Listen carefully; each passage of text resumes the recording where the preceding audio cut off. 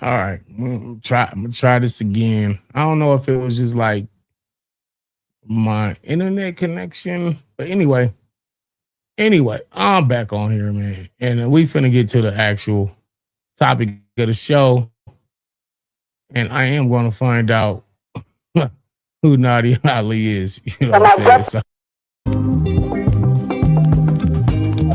I'm gonna look that up right now while y'all coming on in here. Or actually, I can do it like this. We'll shout out the beat sticks, man.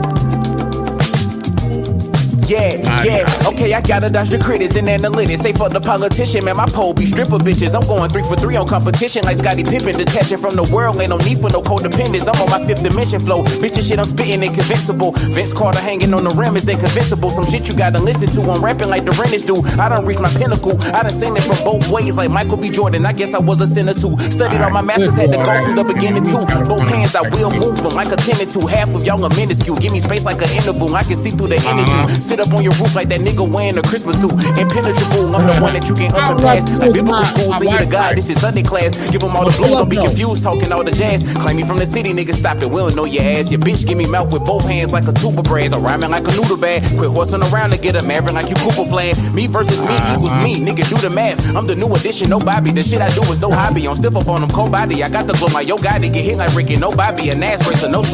That nigga Sniper be going off, man. I can't lie. Sniper going off, man. Yeah, man. Oh, and they got the Godzilla -1 or -0 about to drop 2, man. Appreciate you, man. That's my favorite dude. Gojira is my favorite dude. Real talk. Cheo. Nah. Let's see. Let's try it again, Cheo. I'm gonna put the link right here, man. I know you said you only got a couple minutes, man. So pardon me for the technical difficulties, man. Pardon me. That nigga said we back. I knew that nigga Cheo was crippin'. I know that nigga from Grape Street. I know my nigga from Grape. Oh, I'm fucking with you, Cheo. Yeah. Shout out to my nigga, man. He good, man. So that nigga, he good anywhere he touched down. That nigga good anywhere he touched down, man. Real solid individual. Genuine people, man. Dating in the building. Okay, Eazy the block captain, man. So I look at these people I got on the thumbnail, man. We got Eazy versus Rum Nitty. I don't understand. Let me see if I can hear you this time, brother. Yo. Yeah, there you go. My bad. I don't know. Maybe it was my connection. I don't know. Shit been tripping in the last couple of days. I know. I don't even see my name at the bottom. Damn. Hold on. Hold on. Make sure I got that turned on. That's probably on me. No, it's not a big deal. Let's talk, man. Eazy the block captain, man. I know I put a little name down there, but I guess you can't see it. It should. Let me see. I'm trying to figure it out right now. Cause I don't even see my shit. My shit not on. I gotta turn it on in the settings. God. I know it's a way to make it hide. It's a way to hide it and then put it up and down. It's an easy way to toggle it. Right. Anyway. My man, you say you in Jersey, huh? You at the crib, huh? Yeah, I had to. My shit say DMV public enemy #1. I noticed that. Hold on. Yeah, I noticed that, man. I just see this shit. Hold on, man. Let me see, because I want to bring that up on the joint, man. Hold on. That shit is actually kind of dope. I ain't mad at that. Danny, you know, I got to sacrifice for the greater good. Make sure we get these views spicy. You know, you gotta have something for people to click and tune in for. You know, not saying you don't do your job. I'm not saying that, but if I come up here, I got to make sure it's worth. You know what I mean? Yeah.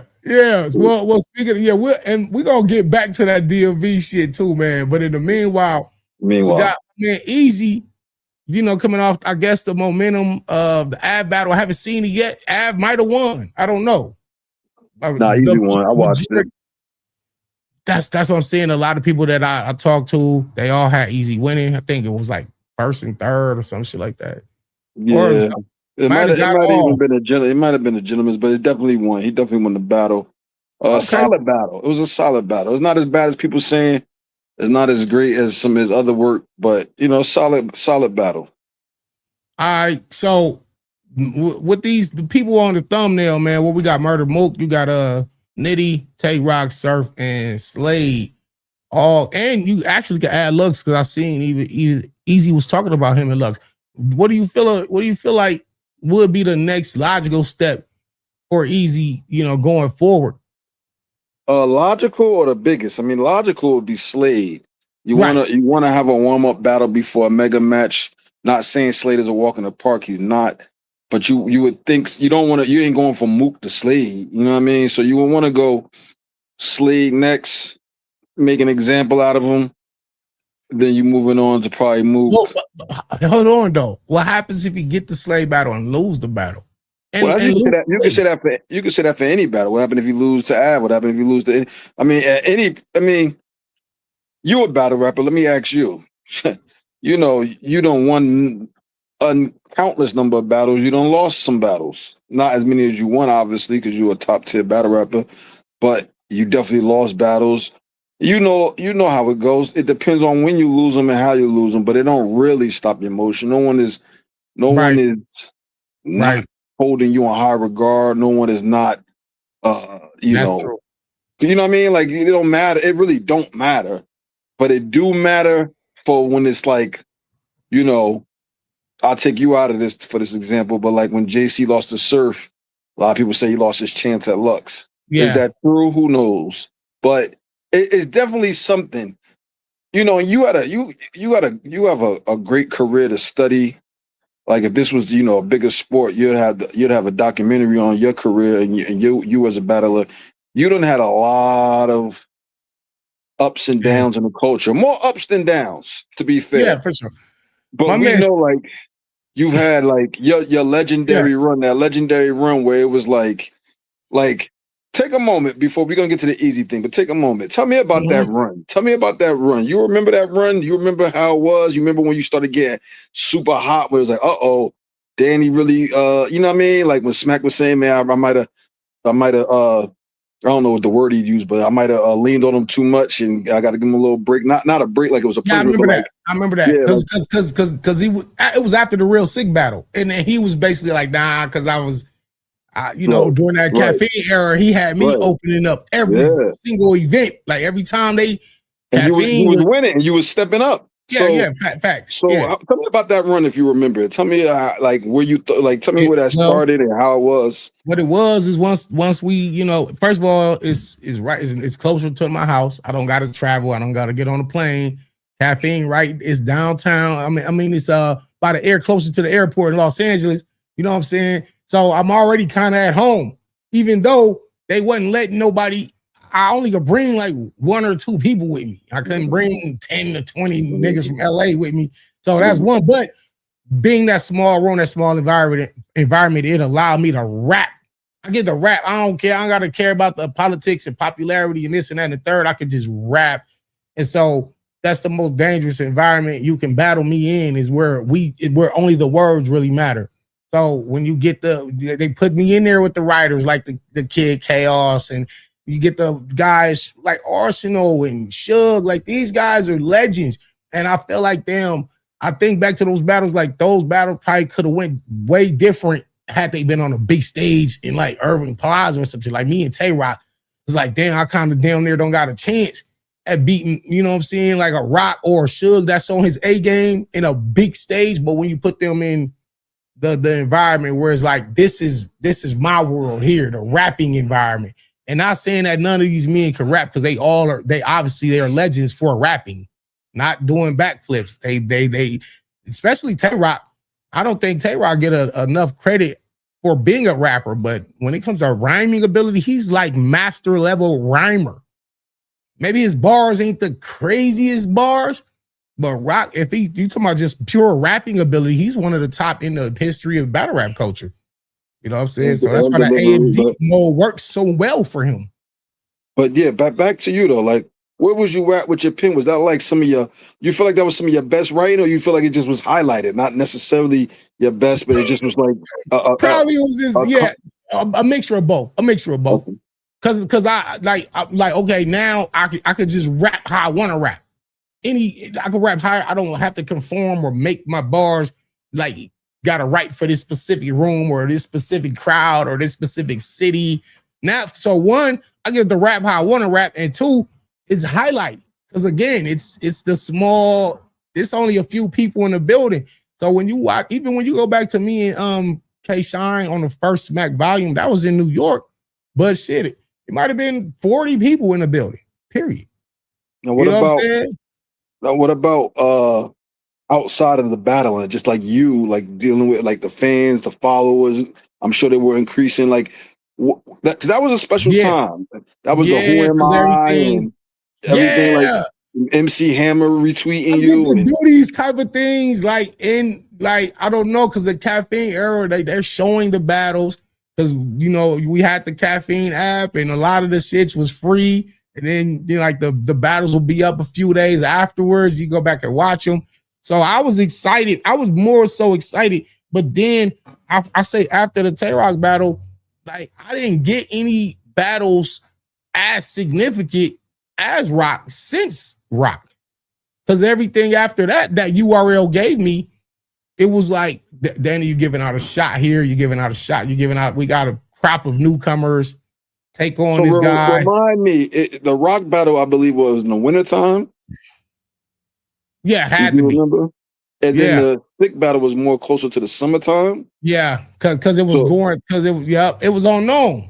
Right. So you was going through that whole year, the end of the year into the new year, going into the summer. Yeah, but that's when you did Drugs Filthy with the Who Am I? That's when you did you were just in the zone. And not to say you haven't been in other zones, because you have, but I mean, that just as a battler who and I'm a segue this back to Eazy, because I do this. I do this. Like you probably can relate to when Eazy was just on fire, and he's not that he's not on fire, but it's just like So I'm asking you, what was that like? Because obviously, the real Sick battle was a major hiccup. You was on a Cody run, but what would you tell Eazy as we answer this question of who's next? Is Eazy, not that he's falling off because you didn't fall off. It's just that the run you was on was like, all right, like this. It was like this hot streak, like because I had broke K Shine's record of like consecutive rounds won and all this shit, and it's like this nigga Danny unstoppable right now. Right now, like you know what, Eazy. During the time when he battled Cortez, and then he battled me, and that was like the start of his URL run. Because after that, for sure. Because then after he did, because he said I put the Confederate flag, and I ain't been rated since. That shit was crazy. It's like, crazy. This nigga a star. Yo, this nigga, yo, we need to see more of this. To give you your flowers, not to cut your wisdom, to give you your flowers. You was amazing that battle, so the battle was rewatchable. Yeah, for sure. Hold on. First of all, you won the battle. I feel like you won the battle. Yeah, I feel like you won the battle. I want to clear that up because me and Eazy go back and forth about this battle. He felt like he won a battle just off of that bar alone. I'm like, nah, bro. You go back, watch this battle. You won the battle, but he made his mark. He won the war. He won the war because he got him to. It got him attention. But if you're not good, the battle might get lost in the shuffle. Because we wasn't really checking for Eazy, so it was like really watching for you. And then it was like, it's like the Cortez battle. He was firing the Cortez battle, but a lot of people didn't watch the Cortez battle. But the Danny in him battle was mad fire. I remember watching that with my homeboys who don't really watch battle rap like that. Like it was a fire battle. We appreciate it. Yeah. So IG Road, I like that title. It said you need your show chilling with Cheo. I like that with the CH, with the KH chilling with Cheo. I like that idea because I literally no bullshit. I said, yo, why my nigga don't got a show? I was like, why my nigga don't got a show? I mean, I like to blog, but I'm not a blogger. Hit the like button. Nah. But yeah, Eazy. And look, this is during the time when Eazy could just rap. It wasn't defensive Eazy. This was offensive Eazy, and you just had to battle him with bars. That's why I mean his battle was so dope because there was no angles, and that actually is the battle I wanted to see him and Geet. Because I was like, yo, you and Geechee both talking this street shit. Y'all do it in your own way, but I wanted to see that battle as opposed to the battle that we did get because it was more of a he got it was such a sloppy battle though. It was such a sloppy battle. Yeah, and Eazy's doing shit he don't normally do. He's trying to angle about Geechee's dad. If it wasn't for Geechee's third, that battle wasn't really a good battle. It was just it was nobody. It was a nasty battle. It was a dirty mud fight. It was just like. But then Geechee went viral with what he did, and then that third round, right. So, but after that, I mean, Slade would have to be the one, man. Slade would have to be the one I would think would be next. The real question is, if he gets past Slade, who's next? Do you take Mook or do you try to take Surf? Tay Rock is the battle I want to see the most, but I know I got a feeling we're never gonna see that battle. For personal reasons. I feel like that too. And so that ship kind of sell. That could have been a mega match before Surf came home, and it could still be a mega match. He said the ship is sailed on that joint right there. Do you think so?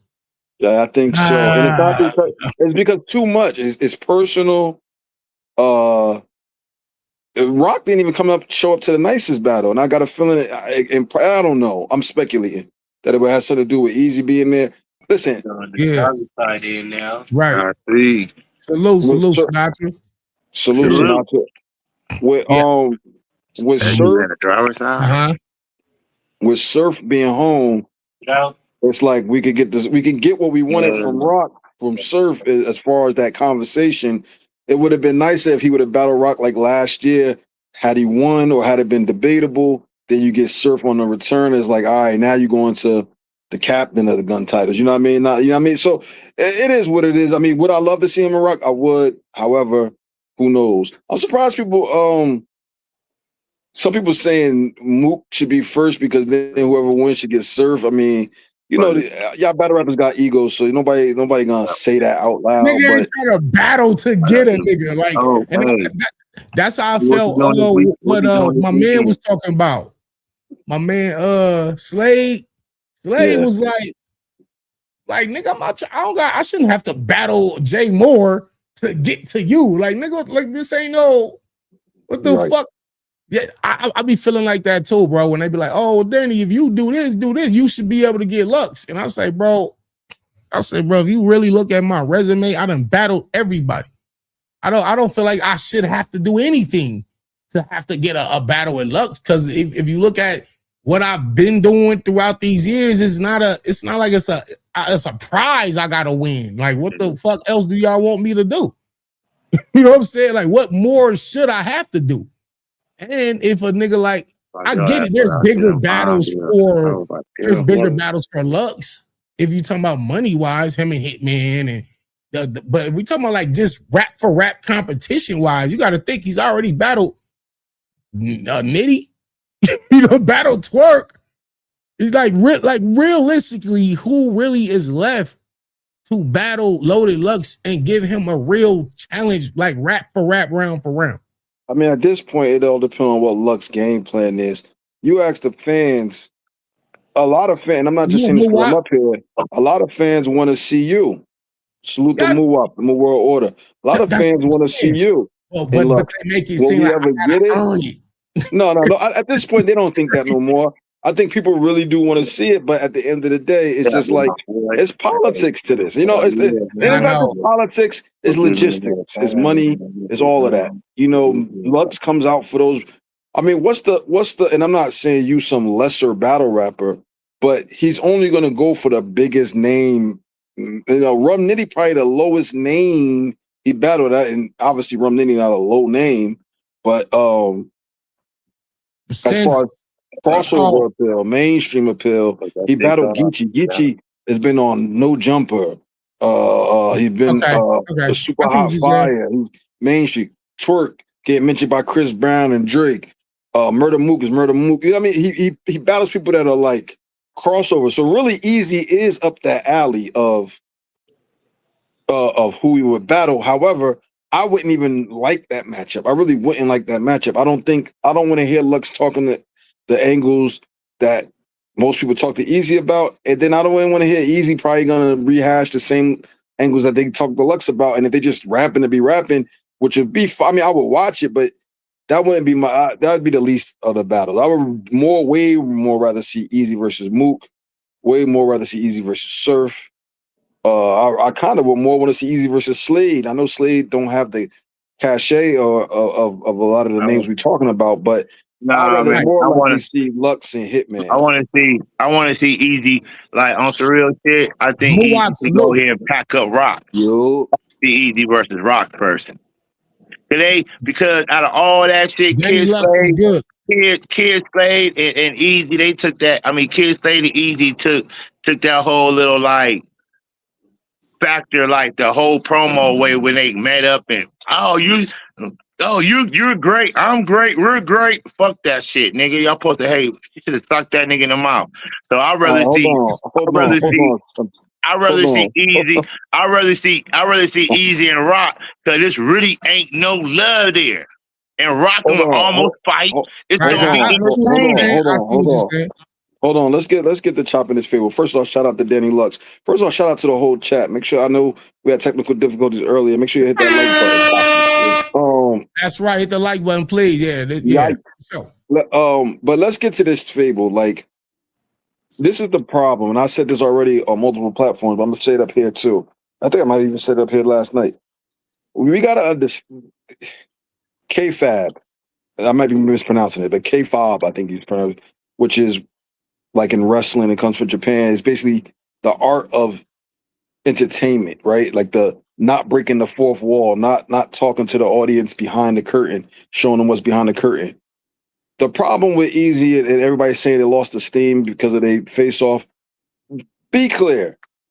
For the most part, Slade kept the same energy. He made fun of his stutter. He walked off on him once he said the contracts. I watched Slade live tonight. Eazy kind of was more energy lowered, but again, I said this on Facts Live. You got to think about if this go left and The problem is that Slade said, "I don't really hate Eazy. Just say I don't wish ill will on him. As far as him calling me a Rizzy, they don't play with me like that in real life. If he would have said that, I would have punched him in the mouth." And at the end of the day, I'm not trying to punch everybody in the mouth, but people don't play with me like that. And it ain't even about that. We got money to make and not to lose. All of that is true. However, when you get on the camera as a battle rapper, when Danny Myers gets in front of a camera, when Muap gets in front of a camera, when any battle rapper gets in front of the camera, you're on. It's not just on in a face-off and on stage. It usually didn't be face-off, so people say, "Oh, on battle rap stage you can say whatever, but off the stage you better not say nothing." Then we start getting face-offs in the culture. Then it's like, all right, you can do something in the face-off, but it better only be in a face-off on the stage. The problem is the entertainment is always on. Have you ever seen The Prestige, or it might have been an Illusionist, but remember the two Magic movies came out at the same time. Right. But one of the Prestige, in the beginning of the movie, it's this Asian magician. So for those that don't know, it's a movie about two magicians competing. But in the beginning, they're friends. They're talking about this Asian magician who fronting like he old and crippled, but he's not old and crippled. But he's even faking it when he's walking into his stagecoach outside of the venue. Like, in other words, the act doesn't stop when he gets off stage. The act is whenever he's in public. Right. You don't break you're in character whenever you're in public. Now, do I mean if Muap is in the Whole Foods or down at the bodega that he got to be Muap? No, I'm saying that whenever you're on, like you could be at an event, you could be on in front of 15 minutes of fan, you could be in a face-off, you could be you got to be in. It's entertainment to be in character. So when Slade says, if he would have called me a rat, I'd punch him in the face, but I wouldn't want to bring that type of energy. We don't want to bring that type of energy to Barstool, to the nicest. Now they talking about these URL niggas came up here and started a fight. All of that's true, but you don't have to. That's why you're supposed to treat it like a face-off. Treat it like being on stage. Every time we see you, we don't know y'all personally. Right. It's y'all getting too close to the battles. No, when y'all in stage, when y'all on stage, anytime you're on, just be on. It shouldn't even. The battlers got to know this, but it's not known. I'm not saying they don't know because they stupid. I'm saying it's not accepted. But this should be something, an unspoken rule amongst battlers. Like the same way y'all know when you and Rock is arguing at the face-off is looking heated, and it might even got heated. We don't know, but it didn't go because y'all in the face-off. Same thing on stage. People, doing pocket tapping. In real life, you tap somebody's pocket back in the day. He told that man to suck his dick. Well, first of all, he didn't say that, but I don't give a fuck about no face off. He told that man to suck his dick. But he didn't say that. But even if he did, right? Let's say he did. And I know he told that man to suck his dick. Period. Hold on. It wasn't no promo when he said it. He was dead ass serious when he called that nigga a cocksucker. He's a cocksucker. It was no promo. So nigga, you want to tell a nigga to suck his dick when you see a nigga, you might know, nigga. So Sinatra, hold on, because you break it. Sinatra, first off, you in the Matrix. You in the Matrix. So hold on, you got.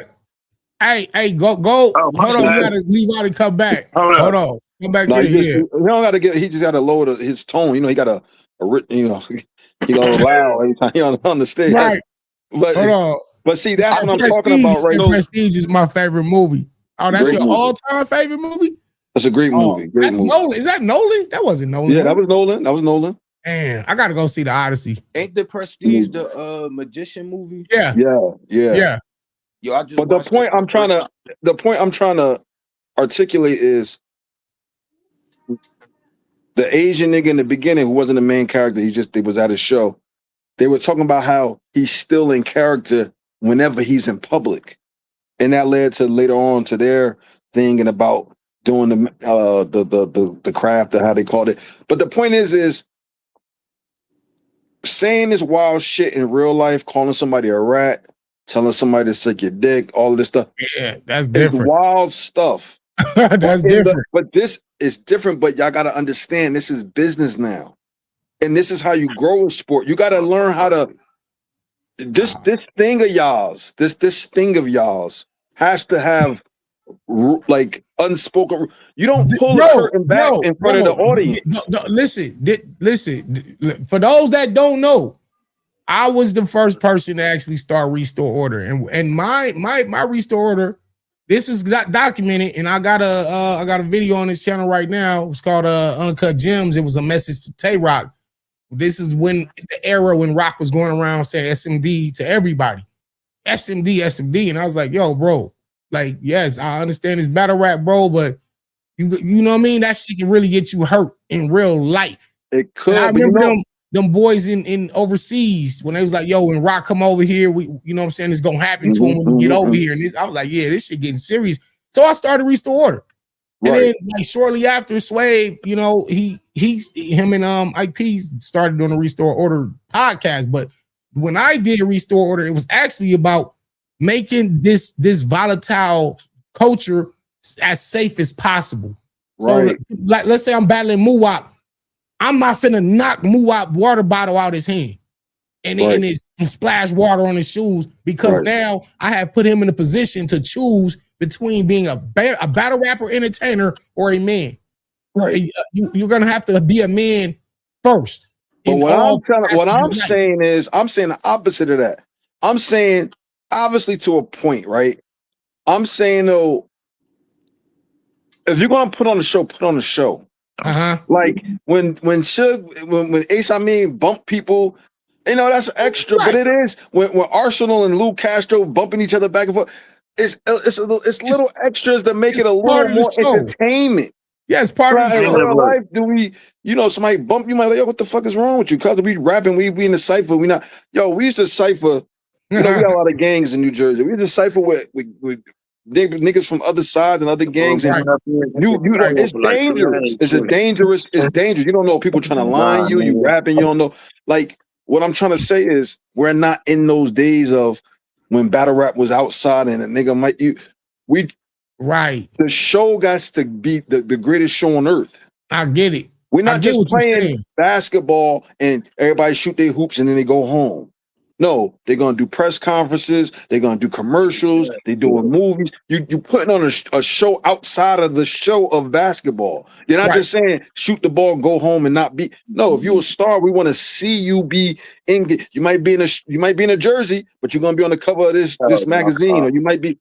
I'm just saying, like, if you slap the water bottle, like I hate it when Hitman was like, Suge better not pocket tap me, and then Suge didn't pocket tap him, and it's like, yeah. He knew better than play with Hitman. It's like, come on, bro. You let the show be the show. And Hitman, you even putting that out. Maybe Hitman was like, if he did pocket tap me, I wouldn't have did nothing. Maybe he would have been like that. Maybe not. But even if he did, it's like, what you gonna do, Hitman? Wild out because he doing his quote unquote special move?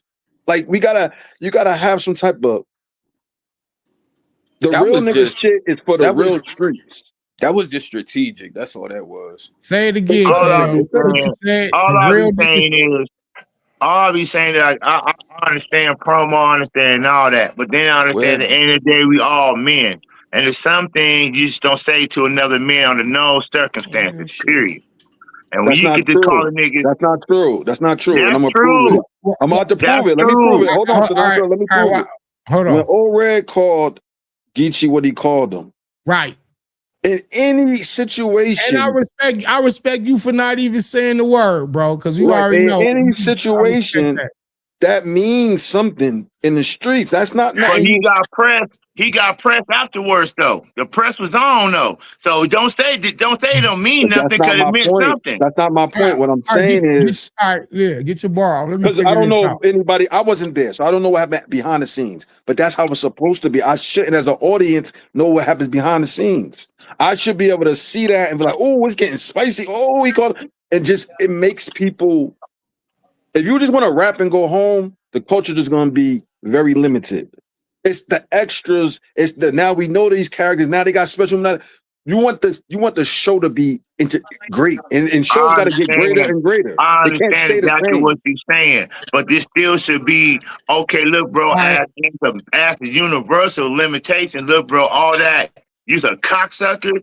Look here, bro. I got kids. I don't need my kid telling me on that color me. I'm a dick sucker, bro. I'm gonna fire your shit up. Cause first of all, you should have never said that. You got 1,000 other things to say to me in promo besides that. So when you say that, it's like you want to be disrespectful. You trying to be ultimately disrespectful. Now I got punched in your shit when I see you. Period. Is battle rap respectful or disrespectful?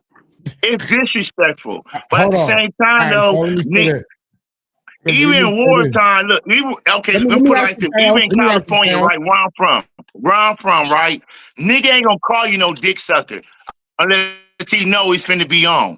Nigga ain't telling you, oh, you a cocksucker. He know, period, under no circumstance you can punch in your shit. I hear you, Sinatra. Let me keep asking you questions. So battle rap disrespectful. Where you from in California? Is it entertainment or is it real life? Real life. But at the same time, though, look. But at the same time, though, wherever I carry, I'm gonna carry myself like that wherever I go, because I'm a man first. And you're not finished. You can say whatever you want, but we can come out. You a bitch ass nigga. You's a cocksucker. Hold on, bro. Now we got to pump the brakes and all that. I see. Listen, and I see what he's saying because I'm gonna look what I'm gonna say. Let me say this. You can say a whole lot of shit, but you don't got to say that. Chayo, you from the street. Hold on, no. Now watch this, Chayo. Let me start here. No, I'm not. Let me start here. I'm gonna prove that shit. I'm gonna prove it to you. I'm gonna prove it to you after Danny make his point. I'm gonna prove it to you. Okay, I'm gonna allow that. I'm gonna allow y'all to get y'all bars off. But look though, so you know, crab and slop, them is off limits. If because you know you from the street, you know what I mean. I grew up in a all Crip family. I knew it's certain words that once it was said, you was willing to fight, kill, or die over saying that word. I feel like battle rap, niggas felt like battle rap is the safe place to say these things, but you wouldn't say a lot of these things. That's my point. Like, do you think Red? Let me ask you this: do you think Red would have met Geechee anywhere on the street and called him that? Of course not. No. So what's my point? Hold on. Let me respond. Of course not. Hold on, Sinatra. Of course not. But what's my point to that? What am I saying to that? Make your point. I'm saying that battle rap y'all as a fraternity of y'all are in a fraternity, whether y'all are all cool or not all hold cool. On, it's getting choppy. Hold on. I'm choppy. No, yeah, go ahead. Try to let me see. As the fraternity of battle rap. Let me see if Muwab is still here. Hey, look. Nah, bro. Look, I want to make let me land my plane, Sinatra. Hey, that's the problem. Y'all making it. Y'all trying to match MLK as battle rap. Hold on, let me land my plane, Sinatra. I want to land my plane real quick. I promise you, real quick. Okay. My point is it should be understood amongst the fraternity of battle rap that we are in the entertainment business, so we are going to say and do things that do not mean the same thing in real life. So I'm gonna ask Sinatra this question because I know you want to talk. So let me ask you this question. When I say you picking and choosing, what I'm saying is, yes, calling somebody a sea creature or calling somebody, whatever it is, like we say corn out here for Bloods, but slob, whatever. Nobody, you got a problem with that or saying yick yucker. You saying that's a problem with that. But in real life, nobody would be talking about Danny Myers' lady like that. That don't mean that ain't less important personally. Okay, no, let me. Okay, good. All right. Hold on. Let me ask the question clear. You can't pick and choose what some things, but then you like, oh yeah, well, Danny battling, so talking about his lady, that's he a battler, he gotta have thick skin. It's all disrespect. Right. Y'all let Mook pick and choose. Because Briz talked about Ill Will Mama, but when he did Mook Mama and Mook fired on him, everybody was sympathetic towards Mook. So y'all pick and choose. They were sympathetic, but this is the part you left out. Mook didn't respond when he said something about his mother. Mook responded when he was doing all the extra stuff and the on top of talking about his mother while he was rapping. Had he never did all the walking through him and pushing and all that. So it's battle rap though. It's battle rap though. It's battle rap though. It's battle rap. So back to what I said, unspoken rules. The one thing in battle rap is when it's my turn, you gotta let me rap. You can't, when it's my turn, you start talking over me or walking into the crowd. There's unspoken rules. So when Mook was rapping, hold on, I'm responding to you. When Mook was when Mook was rapping, if Briz would have just been normal and let him get his bars off, maybe Mook went in like that. He talked about his mother, but Mook went in the pop. The popping came on top of it. He probably was really mad in his mind. But once you start, it's his turn to rap. That's the battle rap. You gotta have some rule. It's my turn. Okay, that's not right. And it's an unspoken rule. It's a universal unspoken rule. It's a universal unspoken rule. If you don't tell no man to suck your dick, I call him a cocksucker too, nigga. That's the universal rule among men. Okay, so answer my question. Sinatra. Hold on. Answer my question, Sinatra. So when people talk about Danny Lady, is he not a man? Huh? Danny signed up for that shit. But you signed up. Then if I call you a yik yucker, it's all disrespect. How Danny choose to respond. Hold on. I can't tell Danny how to respond. That's on Danny how Danny choose to respond. Me personally, I would have punched the nigga in the mouth, but I'm not Danny. So Danny can be more acceptable. Hold on. Now listen. Now, first of all, I want to say something to both of y'all point because both of y'all made good points. Cheo says, you know what I'm saying, all that walking through, it's an unspoken rule. When it's my turn, please show me the utmost respect. I don't know if y'all have noticed it, but I get very, very angry if a nigga talking through my round. When me and Charlie Clips battled on Black Ice Cartels, he turning while I'm rapping, he's talking to Goods, and I said, "Shut the fuck up when I'm rapping." Now I don't know if I think John O might have cut that part out. Another joint. Here's another point. You in chess? And chess is like I'm letting him get you. He could bump. He bumping me. So now. When I'm doing it back, Debo trying to save him, like, nah, Danny, keep it. Nah, fuck that.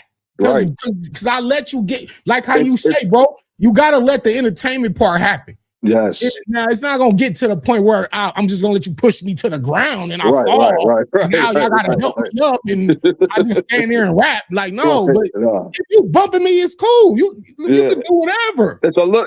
That's what I'm saying. Everybody got a different line. Now, watch this. Now, to Sinatra's point, I didn't have an issue with John at all. Without throughout the money, the non-payment, this, that, and the third. But it's when he said Danny could yuck a yick. When he said that, and it wasn't like we was in a battle rap ring. You know what I'm saying? He just said, "Yo, Danny can yuck a yick." I said, give me the context. I forgot. What you saying? What was John doing? He was doing an interview with somebody, and basically he's like, Danny out here crying about money and shit, and which was untrue. But see, that's all right. So let's be clear right there. This is a real situation about which we shouldn't be knowing about, behind the scenes shit about payment, right? That's like you saying I went to Smack and they said they was gonna have my hotel and they ain't had no hotel, and I had all night long. I was just outside all night, and they still saying the rap.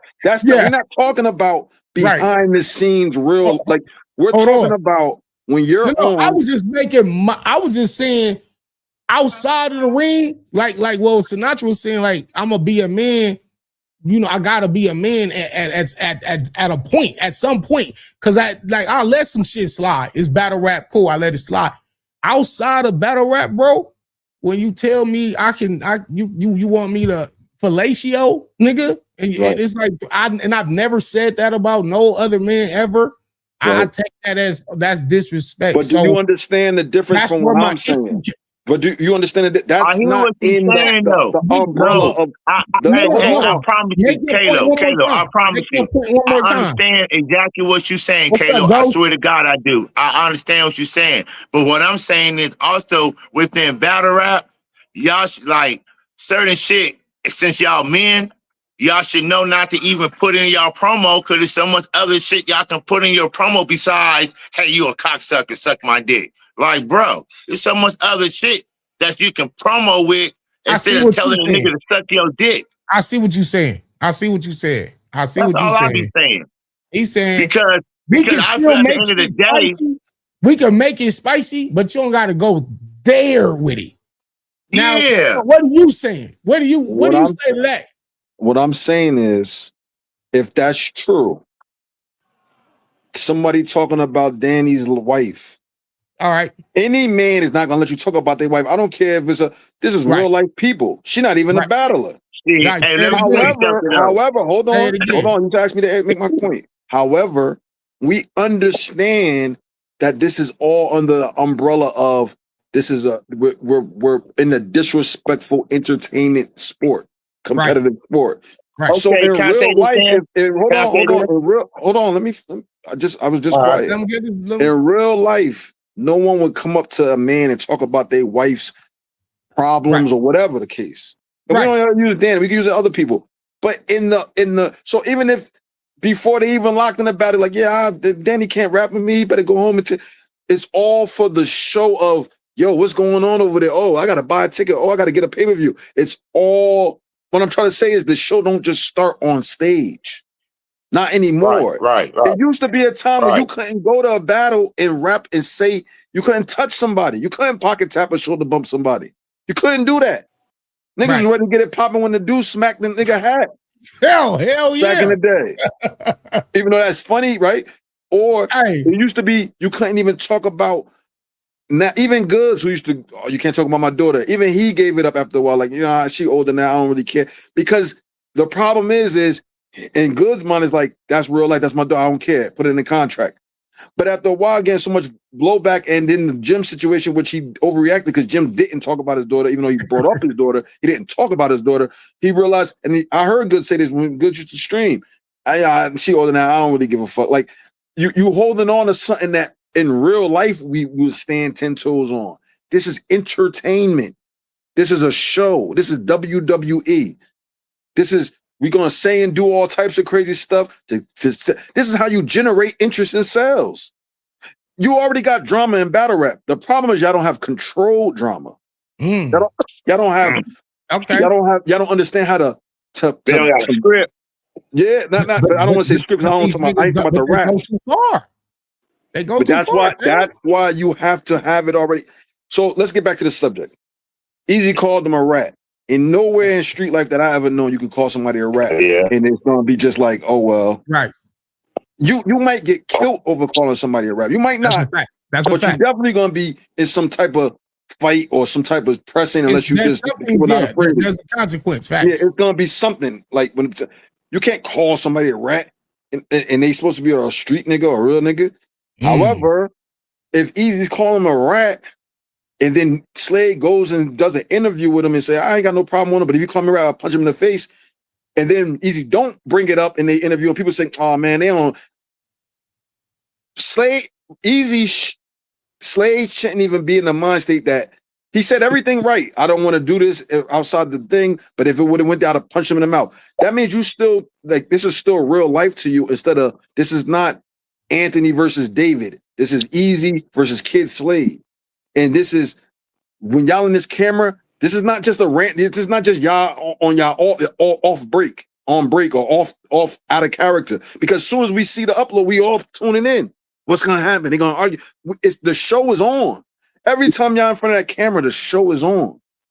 And then if the show is on, you treat it just like a face or you treat it just like the stage. You're gonna say some wild shit. I'm sure they really cool. I mean, they understand they best friends, but they've been knowing each other since Gate to the Garden.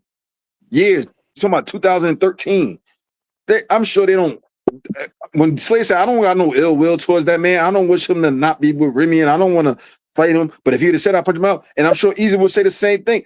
We know that it's not real. It's just like wrestling. When I was a kid, I'm old enough that when I was a kid, some people really believed wrestling was real. My great grandmother used to think wrestling was real. People used to really think. People used to argue about it. It ain't real. It is real. No, it ain't. That's fake blood. Now everybody knows it's not real, but the show is bigger than it's ever been because we don't care. We just, I'm not a wrestling fan, but people that are entertained. People are just entertained. The entertainment. We don't nobody. It used to be a time where people used to care. Like, is it real or not? Geraldo Rivera got punched in the face on TV by a wrestling fan, old white man, because he was like, it's not real. And the dude punched him in the face and said, is this real? He punched him in the nose on TV. Damn. Because he really thought wrestling was real. But they transitioned out of that.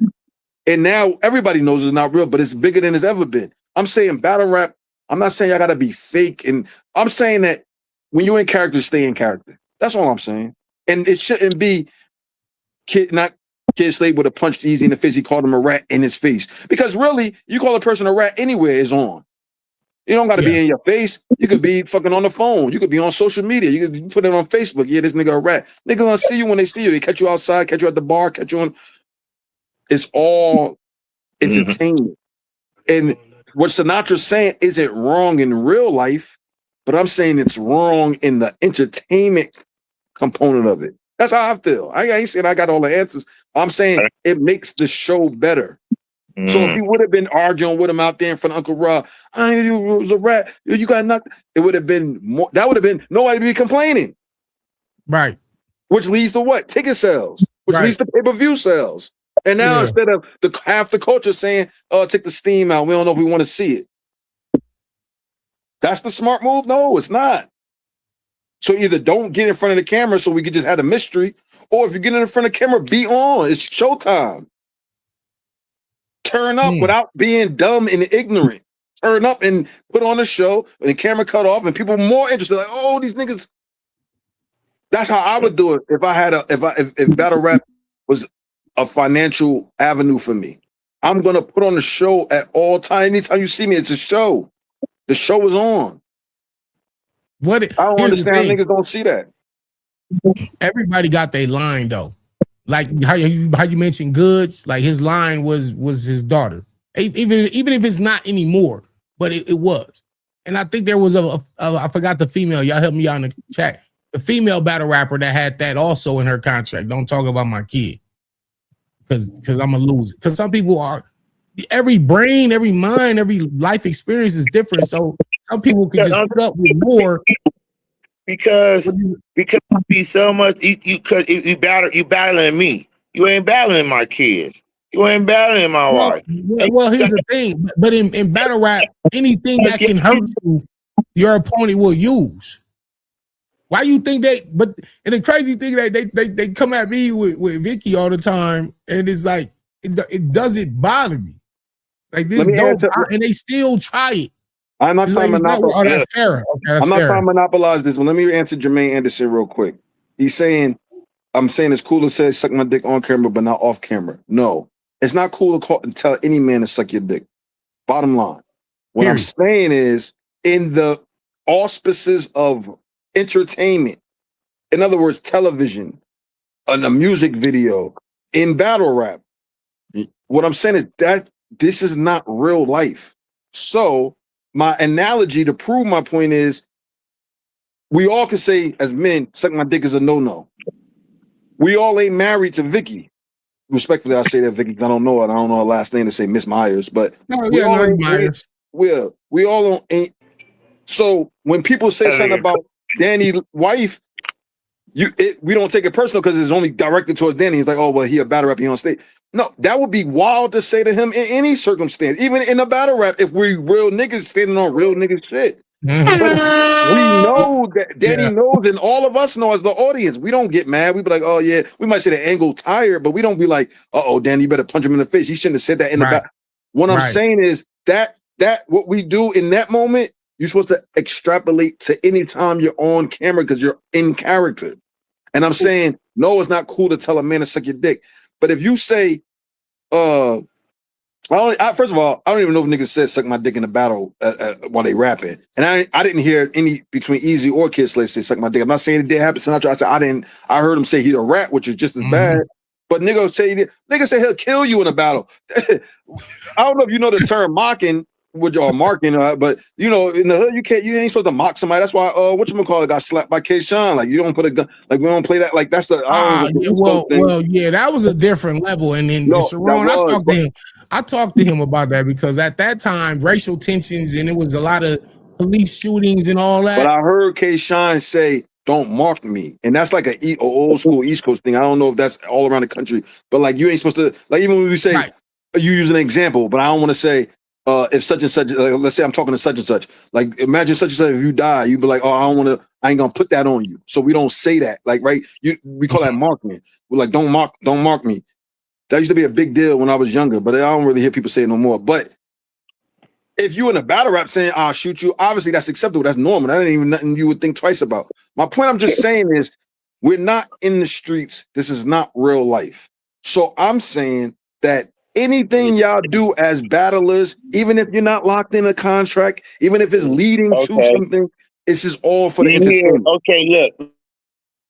Okay, rappers, that should be entertainment too, right? So do you hear? So rappers be entertainment and shit. So do you hear rappers getting mad at each other and telling them to suck each other's dick for entertainment? Like, for real, like, when the last time you heard a rapper to tell another rapper to suck his dick? You talking about rappers, like industry rap? You talking about industry rappers? I'm talking about hip hop artists. That shit too, yeah. Yeah. So again, I didn't say this tonight, but I'm gonna say it. But I've said this before. The problem with our entertainment is we don't separate the entertainment from the reality.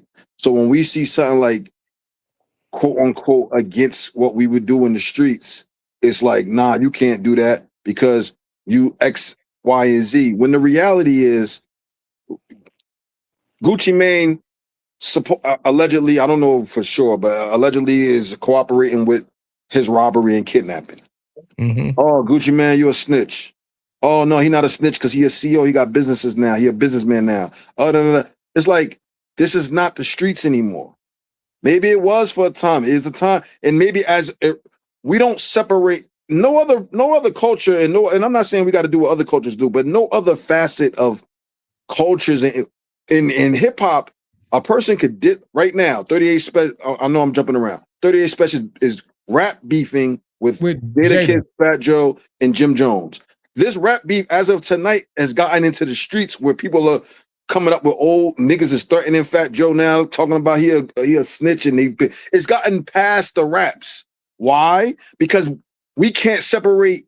I'm a better rapper than my real life self. So 38 Special is attacking Jada for rap, and Jada dropped a little shot back in rap, but now it's spilled into the streets already. And so I just seen just tonight. Now somebody coming out to my 38 special personal, like it's like we get into a rap beef and the beefs get like beyond the music because we can't separate the entertainment from the reality. If an actor make a movie, after the movie done, it's not like, you know, they say the best actors, you'd be mad at them in real life. So, you know, from all my Game of Thrones fans, Joffrey, the nigga that played Joffrey, he was getting death threats and stuff because people can't separate. Nigga, I'm just playing a role. I am not Joffrey Baratheon or Joffrey. Right, nigga, right. This is not real life.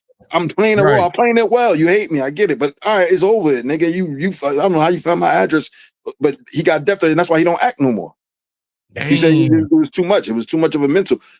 You got to separate it because you're trying to entertain or just get into something else. So what I'm saying is from power. Yeah, niggas hate. We used to hate Tariq. Not no more. They don't hate Tariq. Back in the power, original power, they hated Tariq. But what I'm saying is real life. What I'm saying is no, you shouldn't be telling nobody suck your dick. No, you shouldn't be talking about nobody's dead mother. No, you shouldn't be talking about nobody's kids. No, you shouldn't be talking about. All of this is true, and some of it the fans don't jack. So when Arsenal talk about Mook Mom, the fans wasn't feeling it. Nah. However, I respect it because I'm like, well, Arsenal's gonna be Ars, and it's not If you ever met Arsenal in real life, and Danny, you could attest to this. He's one of the most professional and coolest people you could ever meet. If you ever like really had to meet him, it's nothing like his rap persona. Yeah, he's cool as fuck. Cool as fuck. But people they don't understand. So Eazy and Kid Slade, what could have been a moment to make the already wanted battle be even more wanted because they worried about the real nigga, real life part of it. They made a what was a golden opportunity turn into a backwards opportunity. And I'm saying they shouldn't, and I don't blame neither one of them. I don't blame Eazy for like, this might go left. Let me just not escalate it. I don't blame Slade because, like Slade said, I don't really hate the nigga. Why should I fight him? People talking about I should have punched him because I called him a Rizzy. Yeah, I wouldn't do that. But if he would have said it in real life, I'd have punched him in the mouth. What? Oh, the Rizzy is a rat. Yeah, rat. Oh, okay. But if he would have said that in my face, I would have punched him in the mouth. Hold on, Slade. No, you're right. Now you went too far. It's all, and even Slade said at the end of his live, it's like a certain percent. He didn't know what percentage, 70, 30, 50, 50, real life and battle rap. That's the problem. These niggas is too worried about being real niggas. You a real nigga in real life. Say it again. You're a real nigga in real life. This is entertainment. In real life, right? And if you can't put on that entertainment, right? Hold on, though. Hold on. But just how you was talking about the actor. Sometimes the fans can't separate the one from the other. So if they see you get punked, what they perceive as punk in a face-off or a battle, niggas will feel like you like that in real life. That's the problem, though. Because it's saying, and shout out to Herbert Campbell. Yeah, he understand what I'm saying. He's exactly right. Niggas, I don't have a battle rap personality at all, bro. But you do. See me on this show. Hold on, watch. You see me on this show, I'm Danny Myers. That's my real name, government name. That's I get on stage, I'm Danny Myers. I'm the coolest nigga in the world until the other shit. You know what I'm saying? Like even that you like Nas. No made up name than my real name or how I forget the lyrics. I'm old. But look, so when you meet me and you see me, you chilling, we chilling. I'm outside with the fans, I'm sparring with the fans, I'm taking pictures. Whatever, right? I'm a regular. Danny, all of that is your character. I'm a regular every day. I'm a people's champ. That's become a character. Even if it's really similar to who you are in real life, it's still a public persona. That's who I am. Yeah, I don't think I have. But I don't think I have. There's another Danny Myers that we'll never know. That's the fans. We'll never. And even if you put your real. This is the problem why we say we shouldn't celebrity worship, because people think I love this singer and now she can do no wrong, or I got to defend stupid nut shit because I love, like we confuse the act in the person. Mm-hmm. You can love the art without not liking the artist. They bring up artists that might have did some wild shit, but you'd be like, well, I'll separate the art from the artist. You heard that term, separate the art from the artist. Separate the art from the artist. Your character, this persona, rappers particularly, but even rock and roll and other genres of music, It's like superheroes. It's like a alternate identity. However you say it. But it's like, so niggas don't know how to separate it. So they feel like, yeah, we just rapping. Because we seen the evolution. This, what I'm saying is not new. Like I said, there was a time, you heard battle rappers say this a million times. Yeah, I don't have my homies come to my battles because they don't be understanding. It's the business. They're going to fuck up the bag. That's why I'm bringing my people. What they're saying is, this is a show. My people is going to take it for real. They're going to hear some stuff, and they're not going to understand, like, chill. Facts. And that's all I'm saying. I'm saying beyond the stage, it's still a show. You're still on, like the Prestige. The nigga walking in the stagecoach limping, he's not really limping in real life, but when he's in public, he knows that he wants the whole thing to be, that's his persona. That he's selling the show, even when the quote unquote show is over, it's still a sell. He's still able to use that for people to be like, oh, I saw him. You know, that's a different time period, obviously, but you get what I'm saying. So we went off on this tangent, man, long. I don't want to monopolize, but I know I've been talking, man, long, but I'm just saying, I wish we get to the point where the battlers understand this is a show. Let's put on a show. This is a show, and this is what it is. It's acting. I tell people all the time, I said, battle rapping and acting are not too different. The bars is your script. You have to memorize it. And when they say action, you have to act it out. The same dynamics from both different genres. My bars is my script. When they say, all right, round one on you, Danny, and Avocado got the camera in my face, I got to act this shit out. And I don't get no retake if I fuck up. It's actually more difficult than acting. But the actor, they got a script, they got to memorize it, and they in front of a camera and they act it out. It's actually like stage play acting. Because you get one opportunity to get it right in front of the live audience. There ain't no retakes. So it's like being on Broadway. Oh yeah, facts. You know what I mean? Yeah. But even that, they get to do the script over and over. They got multiple shows, so they're going over it multiple times. And they're saying the same shit over every night. That's easier. Monday through, it's easier for them to get through it over. But they only get one take when it's live in front of the audience. Yeah, they get one take. You know what I mean? So that's all I'm saying about that. And at the end of the day, I don't know if you and Rock was really going to fight at that face-off. Yeah, I don't want to know. I want to. It's more entertaining to be like, oh, they was turned up. So I'm not mad at the end of y'all battle when y'all I didn't know he was for real till after they cut the cameras off, and he still was wilding when the cameras was off. See, that's what I'm saying. But in the moment, you thinking, oh, this might be just him just acting up for the camera. I thought he was. That's why I know you're tripping. And that's why I'm saying that's how it's supposed to be. But I bet, and there's no diss to Rock, but I bet in his mind, he got to make it seem like I'm not almost fight Rock. I'm for real. Camera off. I'm still like, because it's real. It's like, Rock, relax. Relax. Yeah, and now y'all best of friends.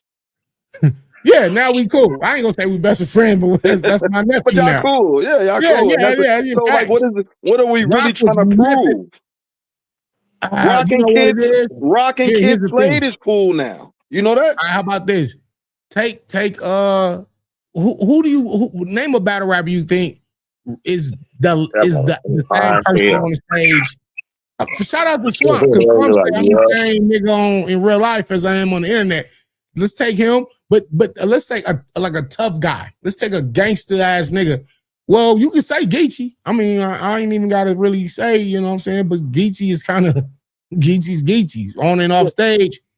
But even Geechee, I'm about to say, even that, if you watch a Geechee battle, it's a lot of gangster hard shit, a lot of aggression. But when you really watch Geechee, this is why Geechee was so popular. When we got to see him, it was like he's funny, he's naturally funny, and he's naturally cool. It's not like an act like. So what I'm saying is, you can be whatever in the streets. I don't care what niggas did in the streets when I watch. Like I do want believability is a factor, but believability sometimes come down to things that's not even about what you're saying and doing, just your visual. You ain't got no control over it. And you know from being in the streets, you can't judge nobody off the visual. So when you see JC talking about what he do to people, is like, he mad little. That don't mean he wouldn't boom you. That don't mean he won't do something to your eyes. But the believability might be less than a head ice because of the visual. But that ain't even that he can control. It's just what it is. So what I'm saying is, I'm not saying anybody's a punk or they this. You don't gotta be a street nigga to be a real nigga. You don't gotta be a street nigga to be a man that stand on your 10 toes. You could be a 9 to 5 nigga that stand on your 10 toes. You could be just mad pro black and you got certain morals that you're not going for. What I'm saying is at the end of the day, you guys are in a position to make money from your thoughts in your head. That is one of that is like, I don't care what nobody say. And I know you got your trials and tribulations, but it's a blessing that you are Danny Myers, the bar god. You know how many niggas tried to rap in life in the last 50 years who never got any fans or no real money or no check. And you, no matter what you say, you got fans all around the world. Yeah, for sure. It's a blessing. It's a blessing. People paying you to hear you write down something and spit it. Right. There's a lot of niggas that ain't never get that chance. A lot of nice niggas. And that's what I was saying last week. I was like, a lot of us had aspirations to be like hip hop artists and sell platinum records and be rich.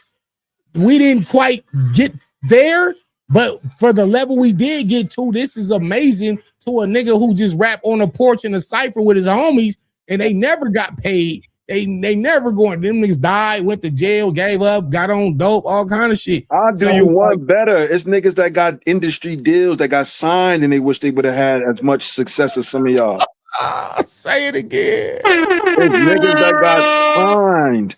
Deals, real deals, industry deals. And wish they could have you. Like, nigga, you got people that know you around the country.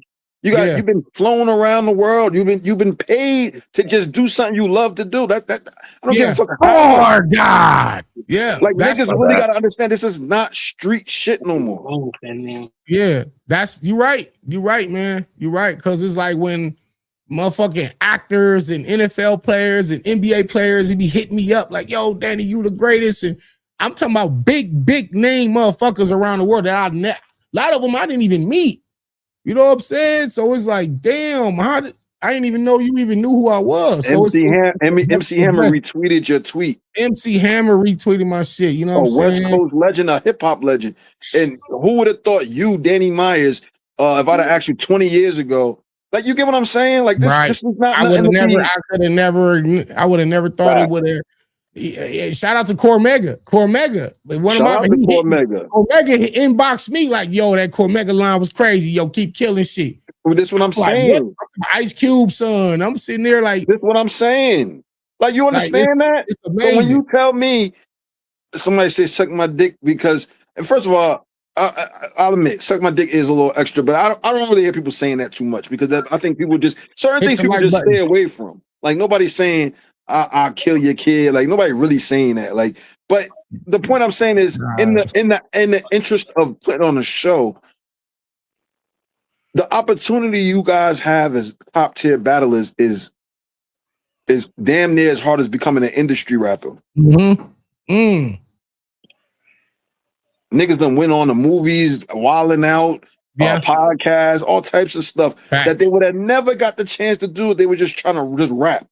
Wow. And you want to be a real nigga and be like, well, the nigga called me a rat, I'd have punched him in his mouth. What are we talking about? So you gonna fuck up you gonna fuck up everything you got going for yourself. Yeah, but Slade know that because he said that. But at the same time he said it, he also said, but if he would have, I would have. It's like, bro, you trying to sell tickets, you trying to get to this bread. You're not making a fool of yourself, like, step and fetch it. Or doing some gay shit. If you're not gay, if you are, that's your business. But if you're not, you gotta do some gay. Or you just trying to you trying to make it as spicy as possible to get the attention so people will pay and take their time to watch you. Damn, this shit, real talk. Which leads me to the segue. That's a good segue to the other topic real quick before I get out of here. Shout out to Surf. Before he went to prison, he did what was that? Rolling Loud. When he comes out of prison, he does Summer Jam, and it's like, this is amazing to see. I say, yo, what happens when Surf like becomes multi-millionaire recording artist? What's the likelihood of him either stepping into the battle rap arena again? Because at this point, he don't need battle rap, right? I don't think he needs it now. I don't think he needs it. If he do it, I think it's just because he want to be a competitor and he want to, you know what I mean, some of these battles that I guess would be legacy battles like him and Mook. You know what I'm saying? I don't think him and Math ever happening, but I think maybe just Mook might be the only one that I feel like he should do before he hangs it up. But you know what? What do you think about a server becoming super like all the way out there, like gone? Like he out there now. He got a feature with Drake and let's talk realistic. Oh, I didn't know he had a feature with Drake. No, I'm saying let's say he gets one of those and he takes off. And he probably listen, if he plays cards well, I'm sure he could. He know Drake, he knows SZA. Sure. Why not? But this is the thing. Getting signed in the industry, you know my family do music. Getting signed in the industry is a hurdle. It's hard, but it's not, that ain't the finish line. And I'm not saying that to shade, surf, or anything like that. What I'm saying is you can get signed tomorrow and you can have a hit single. And you're not at the finish line. You're not even close. Good. You're not even close. See, that's what I was thinking about. It's a dope that's better than not being for sure. And if you unsigned, you definitely want to be signed. If you are signed, you definitely take a hit single than not single. And if you are have a hit single, you'd rather be a one-hit wonder than a no-hit wonder. And if you don't have a one-hit wonder, you'd rather have a nice little career than be a one-hit wonder. And if you have a nice little career, you'd rather have a legacy career than having a nice little career. If he a one-hit wonder, he don't need battle rap no more because he gonna get paid forever off that one-hit wonder. This one-hit wonder that been hitting those circuit off their one-hit wonders for the past 30 or 40 years now. Okay, so what I'm saying that is, I don't know who that is. What's up, Greg? Who that? Greg the Great. But this what I'm saying though. I'm gonna ask you because you the battler. Is there any feeling like you feel when you get on that stage and everybody going crazy and all your mentions going off and like right. How much is that worth? How much is that worth to you? Yeah, it's everything. You know what I'm saying? I mean everything because it's the hard work done paid off. You know what I'm saying? But even the feeling, like when everybody was talking about your rock performance and everybody, and you see MCM, some things you just can't buy. Some things you just get the rush for. People play the game because they love the game. People just, I don't know Surf to tell you what his personal mind is. But I'm sure he was using battle rap to get where he's at now, and he's cool where he at now. No, I'm sure that's true. But I'm sure when you're good at something, like really great at something, you get that rush to do it. You get that itch to, like, you know what I mean? I see what you're saying. So it's almost like no matter how successful he become, it's still in him. You know, as far as if you get rap super successful, you're gonna get super busy, and if you get super busy, then you get busy. Also, could it be a matter of he gets to a point where he's like very, very successful. He's a household name in terms of just the music industry. Would doing a battle and losing the battle like risk hurting the other part? No, I don't think so. I don't think so. No, it don't matter. Like on a Saturday, whatever. Oh yeah, my bad. Damn, Sinatra, come on, man. But you know, at the end of the day, it all come down. You know, he might be like, I'm a household name. I want to do a battle just to elevate battle rap. Maybe, I don't know. Like, I don't know his personal. I know if you was a super successful household name artist, you might do a battle because you just want battle rap to grow, and you know, like I got all eyes on me. Yeah, yeah, that's true. That's like true. to do Oxymiron in Russia. He was a successful artist in Russia. Yeah, Oxymiron. Yeah, because he was already a fucking damn. What's the other one from Mexico?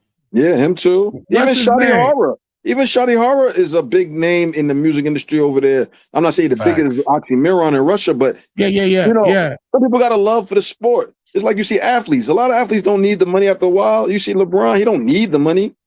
You don't need the money. He took the vet minimum. But when you do something and you really get at it, it's hard to walk away from it. And that can be hustling. That can be anything. Yeah, that's true. Could be anything. Yeah. So facts. I just want to see the day when battle rap just grow to a point where people could really get the money that the real entertainment. I know, right? Yeah, where niggas could just really live and be comfortable or have some type of retirement. Yeah, or just be like as successful as a mainstream artist or a streamer. Like if battle rap could have grew, like then you would get people that just put they all into battle rap where they don't got to worry about, well, I got kids and I got to write these rhymes, or I got a job and I got to, you know what I mean? It's you know what I mean? So like, you know, which goes back, look how it all come around though. It goes back to you got to grow the greatest. You got to grow the show. The show has to grow. The show has to be a show. Is battle rap growing? Because over the last 2 years, all I heard was this shit dying. Is not the same. It ain't got the feel no more. A lot of these niggas is trapped in the past. Shout out to Caps, that's my man. But I heard Caps arguing more up in top for a loot, and he talking about niggas like YK and Brooklyn Carter. No disrespect to them, but it's like, nigga, you can't be talking about sports and you still talking about motherfucking Jordan and motherfucking Isaiah Thomas. And not that you can't talk about them in reverence, but it's like, it's a whole lot of new talent. If you ain't in tune, you bugging. You trapped in the past. A lot of new talent, bro. It says not growing. Okay. Feel you heard. Damn. Okay. So what can, if it's not growing, what can reinvigorate it? Hold on, Herb, because it depends on what you're paying attention to. If you waiting for URL, KOTD leagues and rosters like that, of course you're gonna think it's not growing because you're not looking at the right places. You know what I'm saying? You waiting for them to grow new stars or tell you who the star is. That's not how this gonna work, my boy. Are you watching Spaces battles? Are you watching Gates? Are you watching Toys Battle League? Are you watching UBL? Are you watching Westworld? Are you watching all the fucking, I don't even know. Just we all go the leagues hard, that she go hard, Chrome 23. Like there's so many, the trenches, Battle Academy. Are you watching everything that you could possibly watch to know that this shit ain't, you know, shout out to Canada, Set the Bar, you know, all of our society, OSBL, like all of these leagues, bro. You got to be watching everything to be able to have an opinion on whether or not it's growing. You know what I'm saying? It was though. But hold on, Greg. Let me give you some pushback because all of that might be true, but until a league steps up to that next level, a la how RBE went and stepped it up their game, or how KODD came on the scene, how URL stepped up the game, it's not growing. It's definitely not growing, but it's not growing for a multitude of reasons. But that don't mean it's dead. It just means we need to address the reasons. I can tell you it's not growing for the simple fact that the biggest stars in battle rap was the biggest stars in battle rap 10 years ago. You can't grow anything like that. But can't grow nothing like that. I was, and you have a great point because I just said this shit yesterday. I said the same niggas who've been around the last 2 decades are still the biggest names today. But when exactly does the change occur? When I mean the change where the vets, we all get out of here. Me, Geechee, Nitty, Arsenal, Lux, Clips, K-Shine, Jazz, Hustle. When we all leave and the new crop of talent becomes what we are today.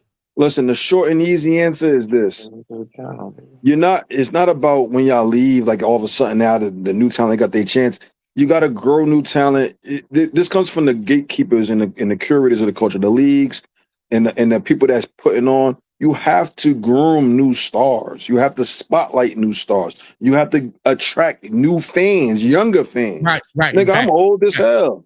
Somebody be like, oh, Cheryl, here a real fan. Nigga, you know what I mean? Niggas was teenagers when they like battle rap and they got kids and shit now. You have to. This is why leagues appeal to kids. This is why they groom new stars and they want the new generation to have their own version of Michael Jordan, their own version of LeBron James. They want to grow the culture.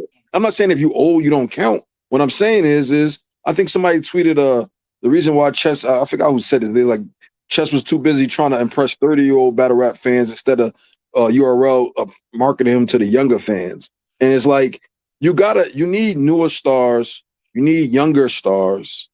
Yeah. And you need people that appeal. You need people that appeal. You need more battles that appeal to the ladies. No homo, but that's a part of it. Helps. That helps. You know what I mean? And I'm not here to judge men, but I'm just saying, like, I know business and like sex sells and sex appeal sells. So you need I more agree. battles that look like something that People want to like instead of busty ass nigga up there with no haircut and ashy teeth yellow, wearing big ass t-shirts and just looking. Said niggas wear the big t-shirts. Yo, nah, for real. I just seen about a nigga. I'm like, what is he wearing? And I wasn't even being. I was saying it to myself, but I'm like, you need to have people that stars are people that guys want to be like and girls want to be with. So you need to appeal to that. I'm not saying you got to be all of that, but you got to have some. You got to groom a new era. Components. Yeah. Do you see? Give me some names. Give me 3 names that you see being here 5 to 10 years from now, like of the current crop of new talent from the last 5 to 7 years, 8 years. Man, it's a lot of. I mean, you can name any of the news rising stars as far as being here. If you ask me who got the it factor and who got like and that's new. I mean, you would talk about people like 3 names. You could say somebody like Justice. Okay. Eunice. Capo. Yep. People that's entertaining and people like. I like that. I like that. I would have said those names. I always say Muap is the future, King. But again, I'm not pigeonholing. There's all types of people could be stars, and all types of people got it factors, and all types of people connect to the audience. Like you connected to the audience early in your career. You were like a people's champ. Yeah. Right? People liked you before you became legendary, and we saw the whole journey, even in the early part of your journey when we was like, then should be on URL, then should be URL. There's all types of connect. I'm not saying you can't have older stars. I'm saying, but you do need a young phenom. The movie industry ain't trying out the same. They are trying out the same stars from years ago, but they also trying out new stars. I don't know half the people that's in Hollywood now. I don't be knowing these niggas' names and these girls' names. Yeah, that's true. One of y'all just said it in the chat. Y'all said we haven't seen our Kobe Bryant for pretty much for this era. Right. They haven't. And that you need that. But that come on, I put that on the league. I put that more on the league. Who that right there? Yeah, because the leagues could spotlight who they want. Now they don't always connect. They used to call next the industry plant. Right? Yeah, I remember that. Yeah. They can spotlight who they want. I feel like they spotlighted Eunice a lot. But people like Eunice. So that was a successful as opposed to next. But you gotta highlight people and they can't make the audience, all they can do is present to the audience, and the audience either accept or don't accept. But they can help spotlight certain people to make, to give that person a higher probability of success. They can set them up for success, or as opposed to setting them up for failure. Right now, we at the older end of the spectrum. All our biggest stars, all our biggest names are all Lux, Mook. Been around since the DVD days. Yeah, but even if you take the Surfs and Rocks, and Rock been here for Rock got gray hairs. Yeah, Rock got gray hair now, and we see him when he was a kid with the big ass hat on. Right. Now this man got gray hairs and grown children. You got to get some more. You got to get newer talent spotlighted. You got to get. Isn't that what they're doing? Isn't that what like OSBL's trying to do? As far as like.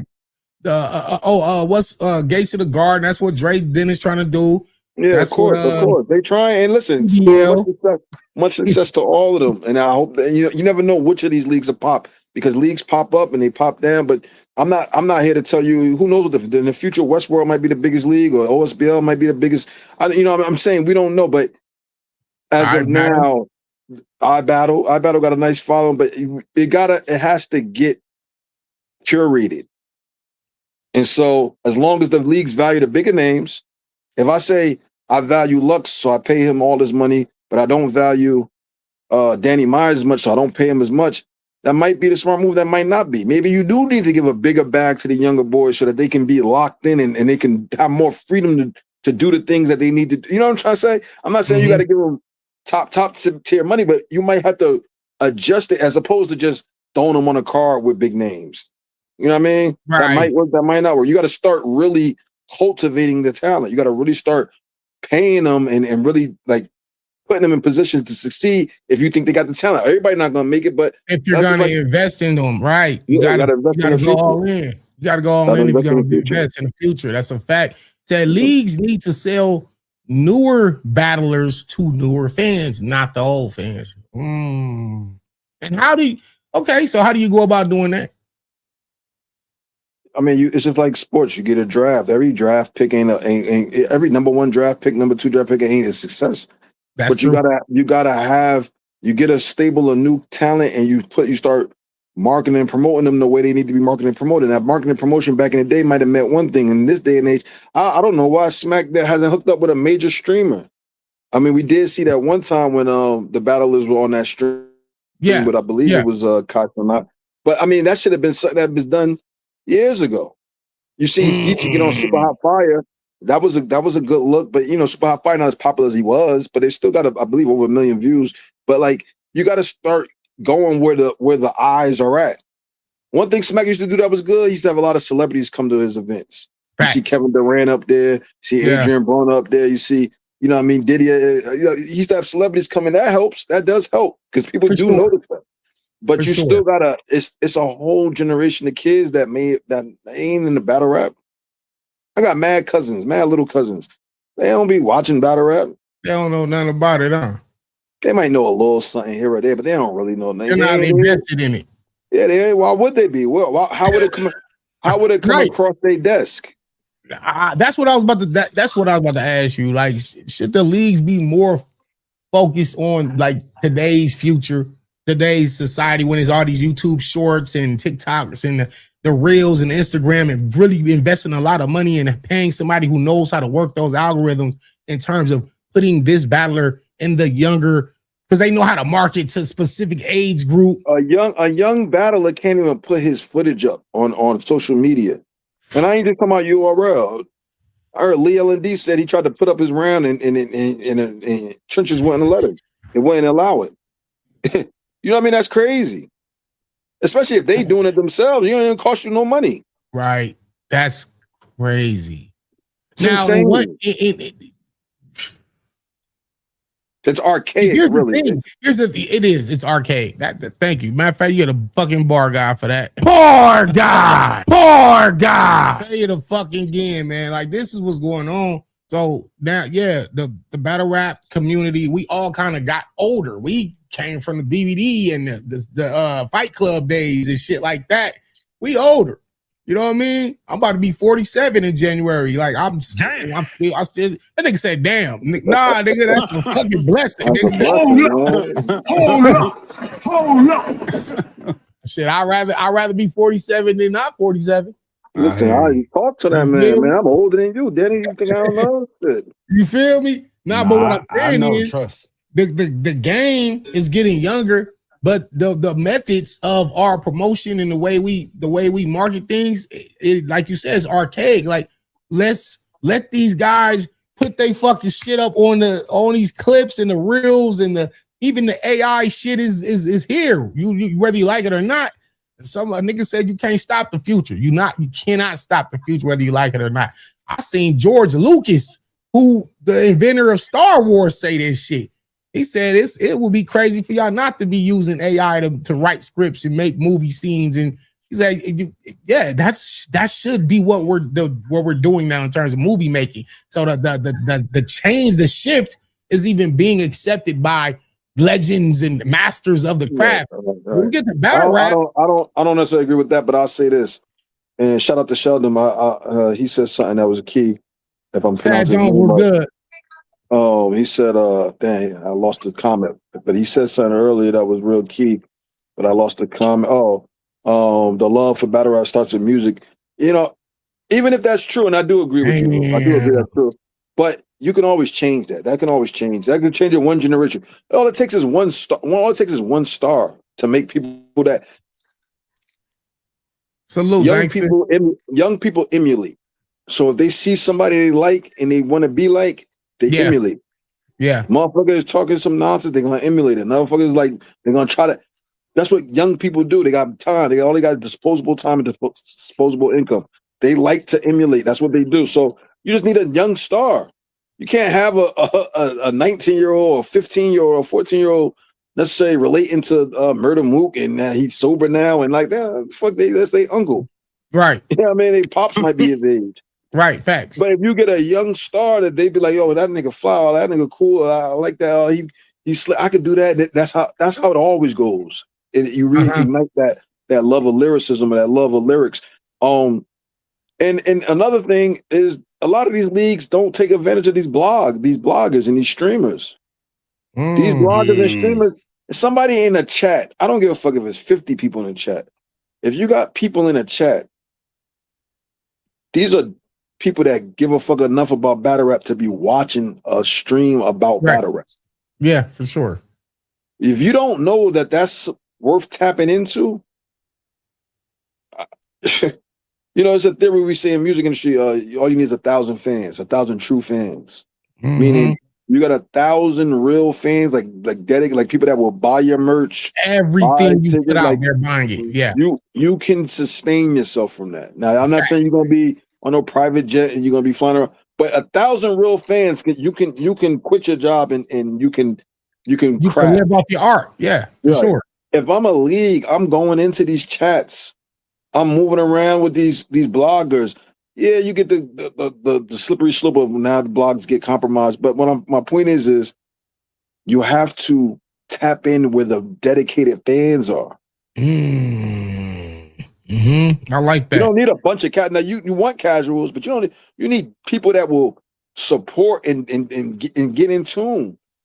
And then there's no way you got bloggers and these entities that make money off of battle rap or try to make money off of battle rap aren't looking to. That's the first place I would go. Yeah. Yo, we trying to sell battle rap. All right, who we gonna sell it to? Maybe I should look over there where they got 300 people in the chat. Maybe we can get a good percentage of those people to buy into this. Nah. We don't need that. Let's just go on Twitter and post a flyer. What? Say it again, man. It's the most electrifying. Man, for real. I will have people going into spaces. I will have people going in the chats. I will have interns or people that work for the company in the acting. I will come on people's shows to make the shows lit, to make it's an ecosystem. But that's in any business. But I mean, listen, we can talk about this all day. I know it takes a village. Smack can get a Kick contract, or even sit Ray J and Zeus down and get a channel on the network. Facts. ACP said a good little comment about Anderson Burrs. ACP, no, I don't fuck with Anderson Burrs. I don't know him personally. I don't have no ill will towards him personally. But it might be the future of battle rap, but that wouldn't be battle rap to me. What he do is like a parody. We talked about this before. Well, he's not necessarily talking about Anderson Burrs' battle rap style. He's talking about what he's doing as far as marketing and all that. Right. But I think let's not act like he reinvented the wheel. Well, let me not. I would have to do my homework. I'll say that. But I feel like there's other factors, not just him being white, but other factors of, why he's successful. There is things that you can take, but it's him and O Solo clip went so viral, but him and O Solo are both funny. Yeah. And it's easy to get people to tune into something that's funny and quick. True. Just like it's good, you can get somebody with something that's sexy and quick. So I'm not saying it could be. I'll have to do my homework more and see what exactly he's doing and really analyze it. Because I'm not gonna sit here in front like I'm that in tune to give a critique or a praise. But yeah, it might be. You might be right, ACP. It might be. But there's no way that in this day and age you should be quarter labbing and stopping people from sharing clips and it's just no way. It's like this is the world we live in. If you want to make something go viral and then spread and get people interested, that's what you got to do. And you have to get involved with streamers and you have to get involved with the youth. And I never seen battle rap like URL or any league do a college tour. Like go to different colleges. And I'm saying that they too old, but I mean like what are these things are like these are simple things. Poor God. College battle rap tour would be insane, bro. And they could just perform the same battles over and over, just not record them. Yeah. The colleges don't know, they're these casual fans. Oh man, that'd be fire, man. Smack seems like he's good with the app. I mean, Smack is older though. Smack is older. Beasley is older. Chico is older. And not for nothing, they built something out of nothing. And they made it successful. and they made it into a money. So I can't tell them. And they've been doing it for years. No, they have. But what I'm saying is they accomplished the goal. Outdated. They accomplished the goal. Now, are they looking for it to be something that's around even after they're gone? I don't know. I don't know if that's their business plan, or they looking at it like this is our life's work and we got fruits of our labor and we go off into the sunset and chill in a villa somewhere. That's why I was thinking. Y'all can have battle rap, but we gone now. We chilling, smoking cigars on a villa in a villa somewhere. I don't know what they feel for the future. I don't know. You know, I mean, if I had a blog and I had one of them on, I would ask them that. But at the end of the day, it's like I can't speak to everybody. Got different goals for business. Bob Johnson, who was the CEO of BET, sold BET years ago to Viacom. If BET was really about black people and black entertainment, you would never sell a Viacom, which was the owner of MTV. But I don't know Bob Johnson personally. I don't know if he cared about black people and heritage, or he just was a come up. You know what I mean? Who knows? But, you know, you got commercials talking about buy black-owned business, but you sold your company to a white company. Like, again, I'm not saying it's the wrong answer. I'm not saying it's the wrong answer or the right answer. I'm saying everybody got different goals. So maybe he like, man, I don't give a fuck. I sold it for I'm a billionaire. That's all I was in the game for. Yeah. You know what I mean? The thing that will say battle rap to me is going the direction of esports, Twitch, Kick, etc. Run content, throwback battles, and new ones 24/7s, and throw events on the same channel. It's an untapped market. That's smart. That's smart too. But I see like how Matt was trying to get into the Twitch thing and things of that nature. You know what I mean? I see that. Yeah. Who in URL is young and in charge of something? And I ain't saying about they got to be an owner, but like who's you know what I mean? I know they got that girl. I forget her name. I mean, you know, behind the scene. I ain't saying you got to say a name, but I'm saying like who? Maybe KD would probably be the youngest. KD, the battle rapper, or a different KD? No. The girl. Yeah. The girl. Yeah. She. How old is she about? I don't know. I wouldn't be like she in her 20s or 30s. Yeah, like early 30s. Yeah, that's not. I'm talking about who's young. Who's like you know what I'm saying? No, like, I'm not saying she's old. I'm not saying she's old, but like who's in tune like with? I don't. I don't think they have that. I mean, I've been there. I've been working with them like 14 years now. They don't have that. Like, they need like to hire a young, what, 20, 23-year-old? 23-year-old, 24-year-olds. Out of college? 22 out of college. No college. You know what I mean? Yeah, somebody that got the hustle. What would be required of them?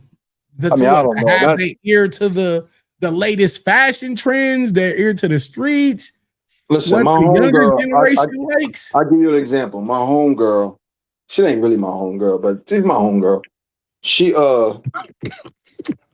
was my cousin had a girl who was also, they all in the industry. Her assistant was a young girl, and she found a bunch of people in the industry that's famous. Now she's a big deal in the industry. But and I ain't talking about years and years ago. I'm talking about like around COVID time, like a little before COVID, like 2019, 2018. And she found a bunch of acts, like 3 or 4 acts that you would know. And now she a big deal, and she in charge of a lot of shit. She was young girl. She was an assistant. That's fire. Yeah, but you gotta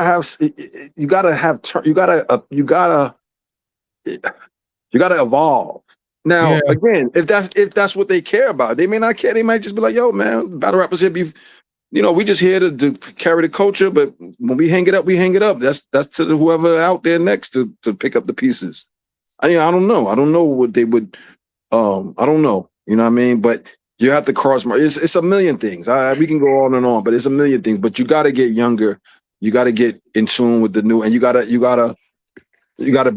be on social media. That's the simplest thing. Like not being able to post clips and stuff is just insane. Even though some people do, like Battle Rap Bum be posting clips. I don't know how he do it, but people can't. I don't never post my clips, man. People can't review battles. You can't even review battles. That's crazy. That's hurting. That's actually hurting the growth and progress of the culture itself. Of course. It's hurting. I was talking to my homegirl. She a casting director for Mona Scott. And I was like, yo, why you don't never have no battle rappers? She told me she had battle rappers read before. They just didn't do good. People we know. She told me Geechee read. I was like, Geechee mad funny. She was like, Surf read before. They was like, they didn't really. I was telling her to pick up Goods. This is when Goods was first starting to stream. And I was trying to tell some people. Now, these are older people, obviously, but Love and Hip Hop appeal to an older demographic. But I was, they you know what I mean? It's a lot of things, and she knew Beasley. She knew I was surprised. She knew they had business before, and she knew it. Like she had his number and everything. But like, you know, I don't know. It didn't pan out. It didn't pan out, and I'm like, nah, y'all bugging. Like I was like, y'all bugging. Now, if I was in the business, I would have been like, and I'm not young, but I would have been like, nah, they gotta read again, or like. But I don't know. There's so many people behind the scenes, and there's so many people that don't have vision that got power. That you'd be surprised, but the world is mad small. And when you get into the money and you in certain areas of entertainment, everybody know everybody, or a lot of people know somebody that knows somebody. So that's a fact. People know battle rap. People in the industry know battle rap. Yeah, people know, and I mean they know it. Like they know it's something there. They just nobody know how to commodify it, so they don't. It's a copycat league. Well, trust me, if Danny Myers blew up tomorrow, the industry would come swarming to battle rap to find another one. Yeah. Yeah. If Surf blow up tomorrow, trust and believe there'll be a swarm to the industry to find more. Like it's a copycat league. It's always been like that. You on, Greg? You on 2K, nigga? Yeah, you right. Nigga, when you gonna start helping out with this battle shit, man? I'm older. Danny, I'm older than you. What that mean? What that mean? I'm still doing my part to help this shit. Yeah, you're a legend. You're a legend. Like seriously, Danny, think about that right now. They call you a legend. To be called a legend by masses of people at anything. I don't care if you was a garbage man. If you was a legendary garbage man, nigga, that's like. I gotta tip my hat to you, man. I always gotta tip my hat to you. Nah, man, you probably could offer some assistance to some of these leagues, man, or just a behind the scenes conversation with them, man. It ain't worth it. It ain't. I'm gonna tell you why that shit ain't worth it, Danny. Because you got too many chiefs, not enough Indians. Too many niggas feel like they got all the answers, or they done figured this shit the fuck out, and they know how to do this shit. Or they don't need no input from Cheo, huh? But what they say? They wouldn't need no input from Cheo. Danny is legendary, like a legendary garbage man. Yeah. No, I'm saying like ACP funny. He's a funny nigga. and not for nothing. Y'all got enough people. There's enough people in battle rap that is. Y'all got people that got some. I heard she talk plenty of times because she would be even Verb, even though Verb be on some other shit sometimes. But even Verb is somebody that could have been behind the scenes, that could have done some stuff. Y'all got the people. It's just about what the goals are. I don't know Smack. You know Smack. I don't know Smack. I don't know Chico. I don't know Beasley. So what are the goals? I don't know what their goals are. Their goals really might be just to have did something for them and their families and to help out some other people along the way and then hang it up. Everybody not trying to build an industry or build a legacy in that sense. And I'm not saying they not, but I mean, who knows? Everybody got you know what I mean? It might be a league in the future that end up popping and become the biggest thing in battle rap. Then you'd be like, damn, I remember URL was the biggest thing, but it's this new league or a league we know now that we ain't painted Gates of the Garden in the future. That day has to eventually come anyway. I think that day eventually is going to be here. Or do you see URL just bowing out and they just sell the catalog and they're done? Like you said, they just ride off into the sunset, Beasley, Mexico, and it's over. There is no more URL. Or do they keep the brand and they just kind of pass it down like Smack? You know what really probably happened if you really wanted me to bet on it? What'll really probably happen is they'll sell their catalog to some big company, and then Battle Rap will blow up under some big corporation like Netflix or Universal Music Group, or some company will take their whole catalog and then get it popping. Okay, and then it'll still be called Smack URL or whatever, but it wouldn't be on. It'll be out of our hands and into their hands, and then it'll be a big deal, which would be fucked up. But that was really Bob the most Johnson realistic. Bob Johnson did it. Shit, Bob Johnson did it. Bob Johnson. Yeah, I'm not a fan of Bob Jace, Johnson. why you ignoring Kels? Me neither. Me neither. Jace. Me neither, man. What they say? What they say? Word on the card. Shit to Jace. Word on the card. They're gonna sell it to Netflix. They might. Yeah, they might sell the whole catalog to Netflix. And Netflix might end up making it become huge again, and then now it's in the hands of a company. And they try to hire some people to run it, and then that would be the most realistic thing. And it's a shame that it would be that way, but it would probably be that way. Like once they sell it, some company, if they get the right type of reaction and the right type of interest generated, they'll develop it, and then it'll be a big deal for them. And once again, something that we made to be making millions and millions of dollars. In somebody else's hands, billions and billions of dollars in somebody else's hands. But you know what'll be crazy though? If they do that, now you paying double the price for app battles and all of that shit because Netflix is like $20 now. $27. Right. That's what I pay. So it go from being $8 to almost $30. Yeah, right. Like that's might even go up. But you're getting more than just URL with it. You're getting more just the battles. Yeah, that's fair. So, that's fair. I mean? But what about before we get out of here? What do you think about them passing it down to let's say a Tay Rock and a Surf? Let's say they business wise, they're not going to pass it down like that. Now, as far as just running it or elevating, being the day-to-day face of it, like where Surf is just hosting or Rock is hosting, where Smack would normally be hosting. I feel like Smack definitely going to give this shit up one day. Yeah, I don't think that's a realistic thing. I would more I don't know how old their kids are, if they even got kids. I'm sure some of them do. It's Chico. They would just pass it down to their kids. Yeah, probably, or something like that. Or they probably would. Realistically, they probably would sell it. They probably would sell it. It's over. And just take the money, and then it may or may not be over. It may be over, or it might live on through a corporation. That would be the most realistic thing. You don't just pass something like this. This is not like, it's not like the keys to like your hoopty or something. Like you can't just. The logistics are just I don't know. I think again, I don't know enough about the behind the scenes business to be able to answer that. But I feel you. But the most easiest thing I would have to guess is they would just sell it to a company. You and Greg, before we get out here, you and Greg, give me one battle that we for sure is gonna see on Summer Madness in your eyes, and one for sure battle we're gonna see on Known.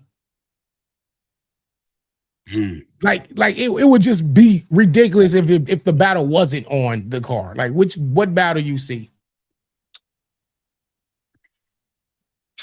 Because obviously we can't predict the whole card, and I do feel like they're about to make some Summer Madness announcements pretty soon.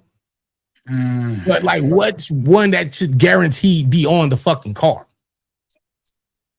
You might see Jazz versus Hustle on one of those cards. Is this a third? Is this the third time? We might.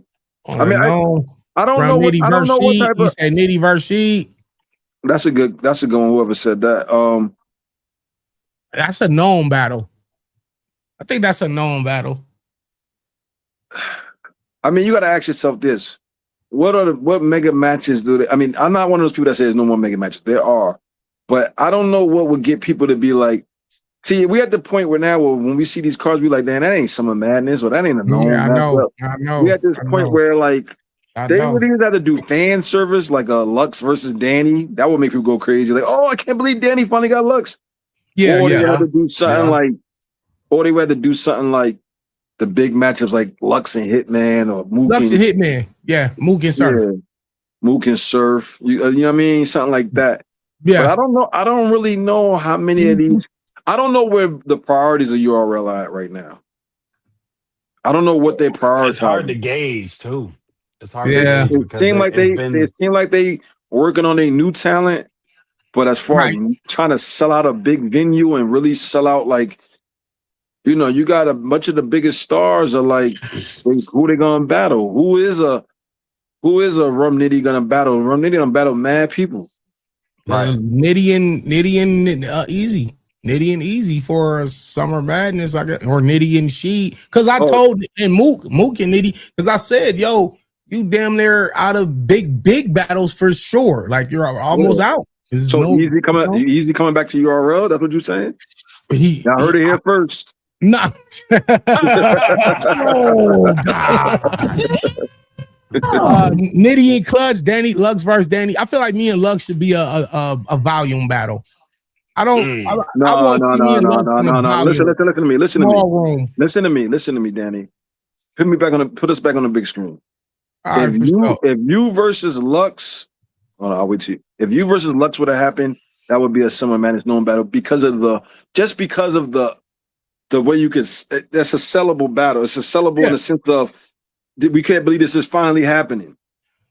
But like you said, of the marquee, the glitz and glam, you get a Lux and Hitman, right? Yeah, but that's something battle is a Danny versus Lux on a volume card. But when we talking about the actual logistics, Lux is still Lux. He gonna sell regardless. Respectfully to you, he gonna sell something. You know what I mean? He gonna sell. So it's like you don't really got any more matchups. You know, Hitman not really in the URL full. He ain't been on URL in damn near 10 years now. Like it's something they could do. They got a relationship with you. They got a relationship with Lux.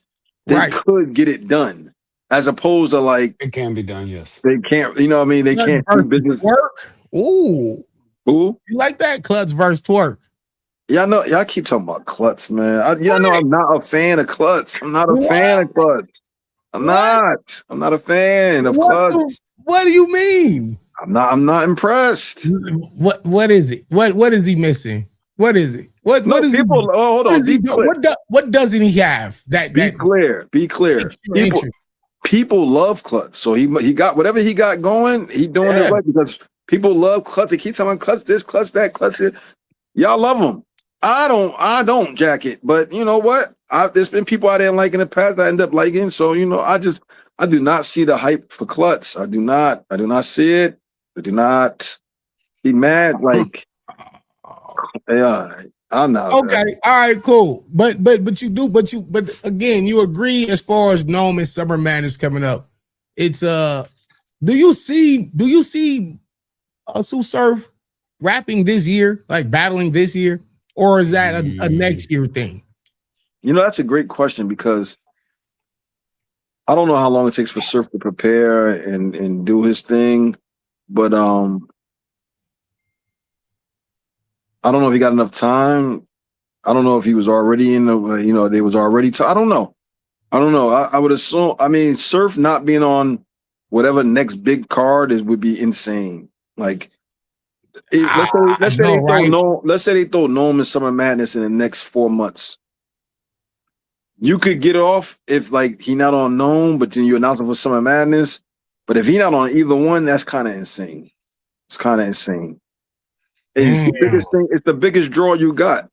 It's literally the biggest draw you got. For sure, without a doubt. Surf and Mook.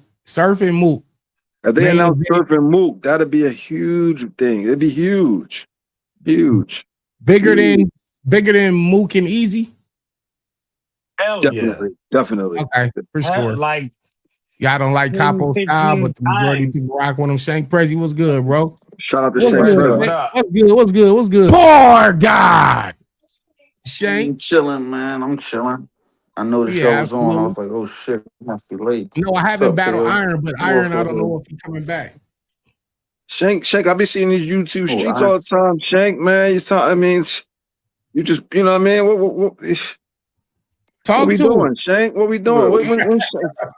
I'm waiting for Shank. I'm waiting for Shank to like definitely push all the chips in the middle. I'm waiting for him to push all the chips in the middle. He keep playing his hands and folding and calling and seeing the flop, and then like he taking down some pots, but I'm waiting for him to push it all in the middle and really let's just get it all in. Pause. Yeah. I mean, let's get the chips all in the middle. And like Shank playing around, man. He playing around. But watch him on the Honorables on Top Floor TV.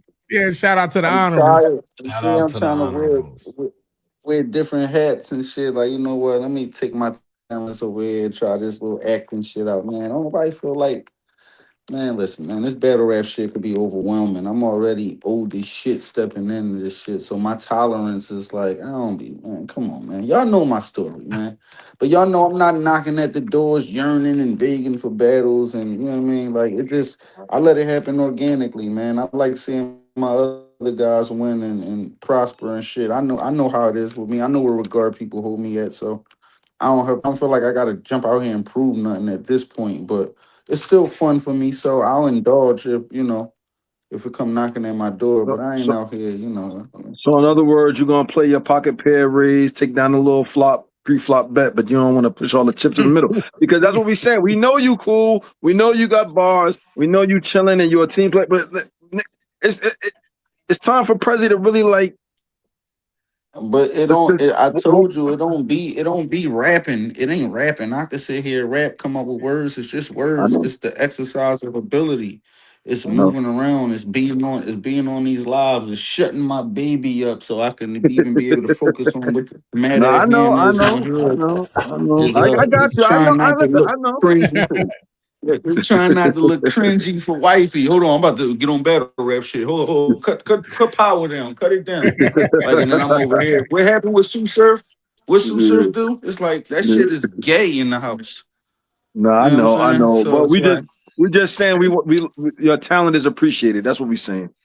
Yeah, for sure. yeah, no, and I appreciate y'all for even acknowledging it. And I know what it take. It's just, like it's I got young children. I'm all over the place, man. Me leaving and then leaving everything on wifey to chase battle rap around, it just gotta make sense for me. So it's like I Right. appreciate it. I'm a fan of it. I'm a student of it still. I still appreciate the art form, but I just know my role. A lot of people don't know their role. They be out here looking crazy with these false perceptions, thinking they about to 50,000 to battle someday and shit with this shit. You know what I'm saying? Not that it can't happen. Hopefully somebody could come in the culture and restore order when it comes to that. But That's like, what Chael literally was just saying. He just said that. Like somebody could turn this shit up to where we all get paid some proper money. You know what I mean? And it makes sense for everybody. Right. yeah, Shout out but to right Prezi, now it's man. just not that. So it's just difficult explaining to wifey. Tay Rock got a battle. I'm about to go run out here. Where's that? It's in Canada, but what I mean, I got to get my passport. I'm just taking out a chunk of money, thousands of dollars to run around the America No, and I shit. feel You you. know what I'm saying? That shit is I gay. feel you. Perfect. That shit is Right. I feel gay you. in I the feel what house you're and saying. I shit. feel what you're saying. Listen. Shout out to Battle Rap Dose in the chat. Yeah, Battle Rap Dose, man. You know how I do it. I'm in these YouTube streets. You gotta keep it spicy. You know what I mean? You gotta keep it spicy. It's COE. Fire. I tell people all the time on these lives, man. Nobody want to see everybody up here just agreeing and just on a phone call, basically. Like, nah, you gotta have some takes, some Right. hot takes, And God, some back and forth. yeah. You know what I mean? But I'm not Yeah. a You blog. known But for I'm not a throwing blogger though. Perfect. a glitch in But the he said matrix he's and not a shit for blogger sure. though. I'm not a blogger though. I'm not a blogger though. Absolutely not. But I know what you mean, KO. Like, and I definitely take heed to it. I know what to do. I gotta let my children grow up. Hopefully, battle rap's still here for me, and I still love it the same way. But it's a lot. It's a lot, man. You No, know I what I mean? feel you. So I feel you on I that. just let it happen organically, whatever's convenient, and then what I No, I mean? feel you on that. I feel you on I that. don't But I don't feel like I'm overlooked. I don't feel like underrated or anything like that. Like I see how things work and shit. So it's like the more I'm in this shit, I start to understand more and then, I just take it for what it is and shit. That nigga said we need the Los Zetas cartel battle league. what some say about Hey, Yeah, friend like if Luke, if you every fuck day their is a money up, party. it's over. Nigga like Luke, every day is like, yo, you going to OSBO? It's like, what? That's today? Yeah, it's 3-day event. Yo, we down there. We down there. It's like, God damn, nigga, ain't you healing? What the fuck? How the fuck you still got time to move around and do all this shit? It's like, He how the said, fuck hell you do it? no. I feel you on that. I definitely I feel was you on that. exhausted too, man. Because I went to day one because I was just a spectator on day one. Then I battled murder on day two, and You know then what's crazy, flying back Danny? I home. almost went down there on day one. I was in Baltimore and I was gonna Oh, go. okay. But I didn't realize Martinez was that far. It's like an hour away from Baltimore. I was downtown Baltimore. And I was like, I Oh, gotta take an damn. Uber. I was like an hour away, man. I was like, I wish I'd have known I never been somebody to I knew. Baltimore You never been to Baltimore? ever. That's like one of my Seafood, dream spots to go to and go eat. seafood going crazy down there. Go to Fells Point. Okay, yeah, let me know. When Go I'll to let you Fells know. Point. I'll just text you when I'm headed there. Yeah, You tell me where to go eat. Oysters be Yeah. rocking. Seafood be rocking. They don't got no good hookah spots though. I can't rock with no place that ain't got no good hookah spots. But have you been to Boston? Yeah, I've been to Boston. Not So not many times. Not I'm many just saying in times. comparison to the seafood. Have you tried Boston seafood while you were there? Ironically, I wasn't in Boston, but I was in New England before I went to Baltimore. Well, yeah. No, I feel like last week. Oh, word. Yeah, I was in New Hampshire. I was in okay, Portsmouth. And the seafood up there is mad good too. I ain't gonna lie. New England seafood mad good. Like the lobster rolls, they a little expensive though, unless you go to like a bar and get them. But the lobster rolls be rocking. I don't really mess with clam chowder, but they say it be rocking. But I like Baltimore seafood though. I mean, I don't know who in the chat. What are the best seafood at, chat? But Baltimore and New England definitely probably two of the tops. New Orleans too. New Orleans. I went to Essence Fest a couple of weekends ago. New Orleans and New Orleans got some good seafood. The rock salt oysters. If you're into oysters be good, but they're a little expensive, and then they don't really fill you up. So I mean, you only get a little bit. Yeah, you got a about little like a dozen. I caught a little. I was at this little spot, and they had like a dollar oysters, which is good. It was only for your first 12. After that, price went back up. Okay. So I got my 12. Fuck that. Facts of seafood jumping and the strip clubs. All right. Not good, not bad. okay. Maryland got the best seafood. I had some fire ass lobster out Boston though. Yeah. Baltimore report. What is Portsmouth? Portsmouth. It looked like Portsmouth. I don't know what that is. Portsmouth, New Hampshire. Yeah, that's where I was at. He's saying Baltimore is greater. It might be, but don't get it twisted though. That whole New England area got. I ain't really been in Boston in a long time. I wasn't really there long, but I think that Northeast, they got some good seafood. Wherever you can get seafood fresh, it's gonna be a little different. It's gonna be a little different than like it's shipped in. Not good food. What's the topic today? I know I was late. Eazy's what should be Eazy's next move after this Av battle, and it was pretty much like Rock, Slade, Surf, Mook, or Rum Nitty. You know what I'm saying? I think that if you see the thumbnail right here on the screen, are these build up battles that have a storyline to it or something? Well, him and Eazy. I mean, him and Rock is Rock and Eazy does have a backstory to it. There's a lot of grudge there. I don't know exactly the source of that. And then also the kid Slade and Eazy the Block Captain, obviously they've been promoting and, they went and did a recent interview. And him and Rum Nitty kind of don't have no background. Him and Mook have a little bit of a background because they were supposed to battle on the homecoming card. And Mook said yes. Then the next day he said, you don't know what? Never mind. 2 weeks, not enough time. So, and then him and Surf, I mean, it kind of writes itself a little bit. Eazy joined gun titles, then he left. I don't really think Eazy mind battling any of them. I just think that before you just pick a name and just say fuck it, I'm gonna battle him, you got to figure out how to make it lucrative when you on like niggas like Eazy level. I'm not trying to backtrack. It's like, how can I make this make sense knowing what all I'm gonna put out? Is it gonna be on my league? Is somebody else gonna pay me? It's like, how we gonna do this shit? Like, I don't think he like ducking anybody or anything. Like, especially those names. I think those are the names that he want. It's just a matter of the politics. I can tell you the worst matchup. The worst matchup is Rum Nitty. Like, after we just had Av, you want to go to another puncher that don't promote? Like, what? You insane? Yeah, not a grudge match. Anything? Not even. Yeah, there's no story. I was telling Eazy because he was outside of his event right before he battled Av. He was like, "Yeah, they trying to get me to battle Slade and everything." And I said, "Bro, it's like you either gotta like stand on what you stand on, or if you open the door for this nigga, next thing you know, they gonna try to have you battling JC or Lou Castro or somebody like that, just for the sake." I thought we was getting off this live, but hold up, you just opened up another. Hold up. Oh no, subject. No, hold on. So you trying to say you think Slade is just like a match? No, I mean they building it up to be like a certain level of a magnitude, but I mean it ain't to the magnitude that Eazy's used to going in with like the Hitmans and Geechees and everything. I think that's what he's yearning to get on, like something like a box office type thing. He probably don't think it's box office enough. Also, it's the I fans agree. feel like, I agree huh? 100%. I agree 100% with you. The question is it ain't so many box office matchups Easy can got that's not URL adjacent right now.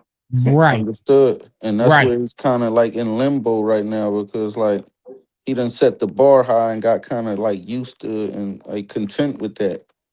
You know what I Right. mean, I don't think he like want to just backtrack and then like you know what I mean But the other it seemed like he's diluting his brand by just Chin said every battle doesn't need to be box office.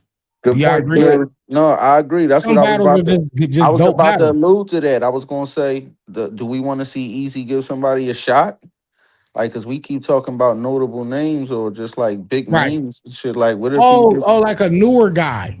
yeah? What's wrong with like a Easy and Hansel? Capo, Hansel and Easy. Yeah, That's Capo, fire. Capo. Like Capo has like you know what I mean? Papa would be cool. That would be. I wouldn't mind Capo that. versus Easy. That And that's. yeah. But this the Yeah, thing though. Here go the real thing about it. You right that Slade ain't box office, but as just no, as a I fan. said that he don't think Slade is box office Okay, my bad. My bad. My because bad. like as far as the name and like on paper, no, because Slade name don't match up to the other names that Easy got in line to battle. That's what it is. But talent wise, it like as far as a clash and a good Right. battle, and it's like, Right. yeah, that probably be one of the better ones. Yeah. Yeah, that's what I wanted to get from you. I wanted to hear your thoughts on that because you being a Yeah, supreme as far as the texture of man. the I battle, want to. Yeah, that's what I wanted to know. texture What's of the your thought? battle is oh, that's a good battle. I like that, but He's does it fit his trajectory as far as like he making said sense and making he said all dollars? those new idiots will use the Remy angle. Like basically the newer guys are pretty much not experienced enough to battle Easy without having to resort to that angle. And I would hate to see any of them even attempt it. I would Well, just want to see niggas Slade go in there and already There's so battle. said much he more to Slade said he wouldn't on his live tonight. He Oh said well, that's not even. I Then it's respect that. like this being strategic, so thinking like if I was Easy, I would consider this because I don't duck anybody, but I'll be like, damn, Slade is a nigga that can possibly cook me, right? Yeah, If we yeah. agree, like I All mean, of them.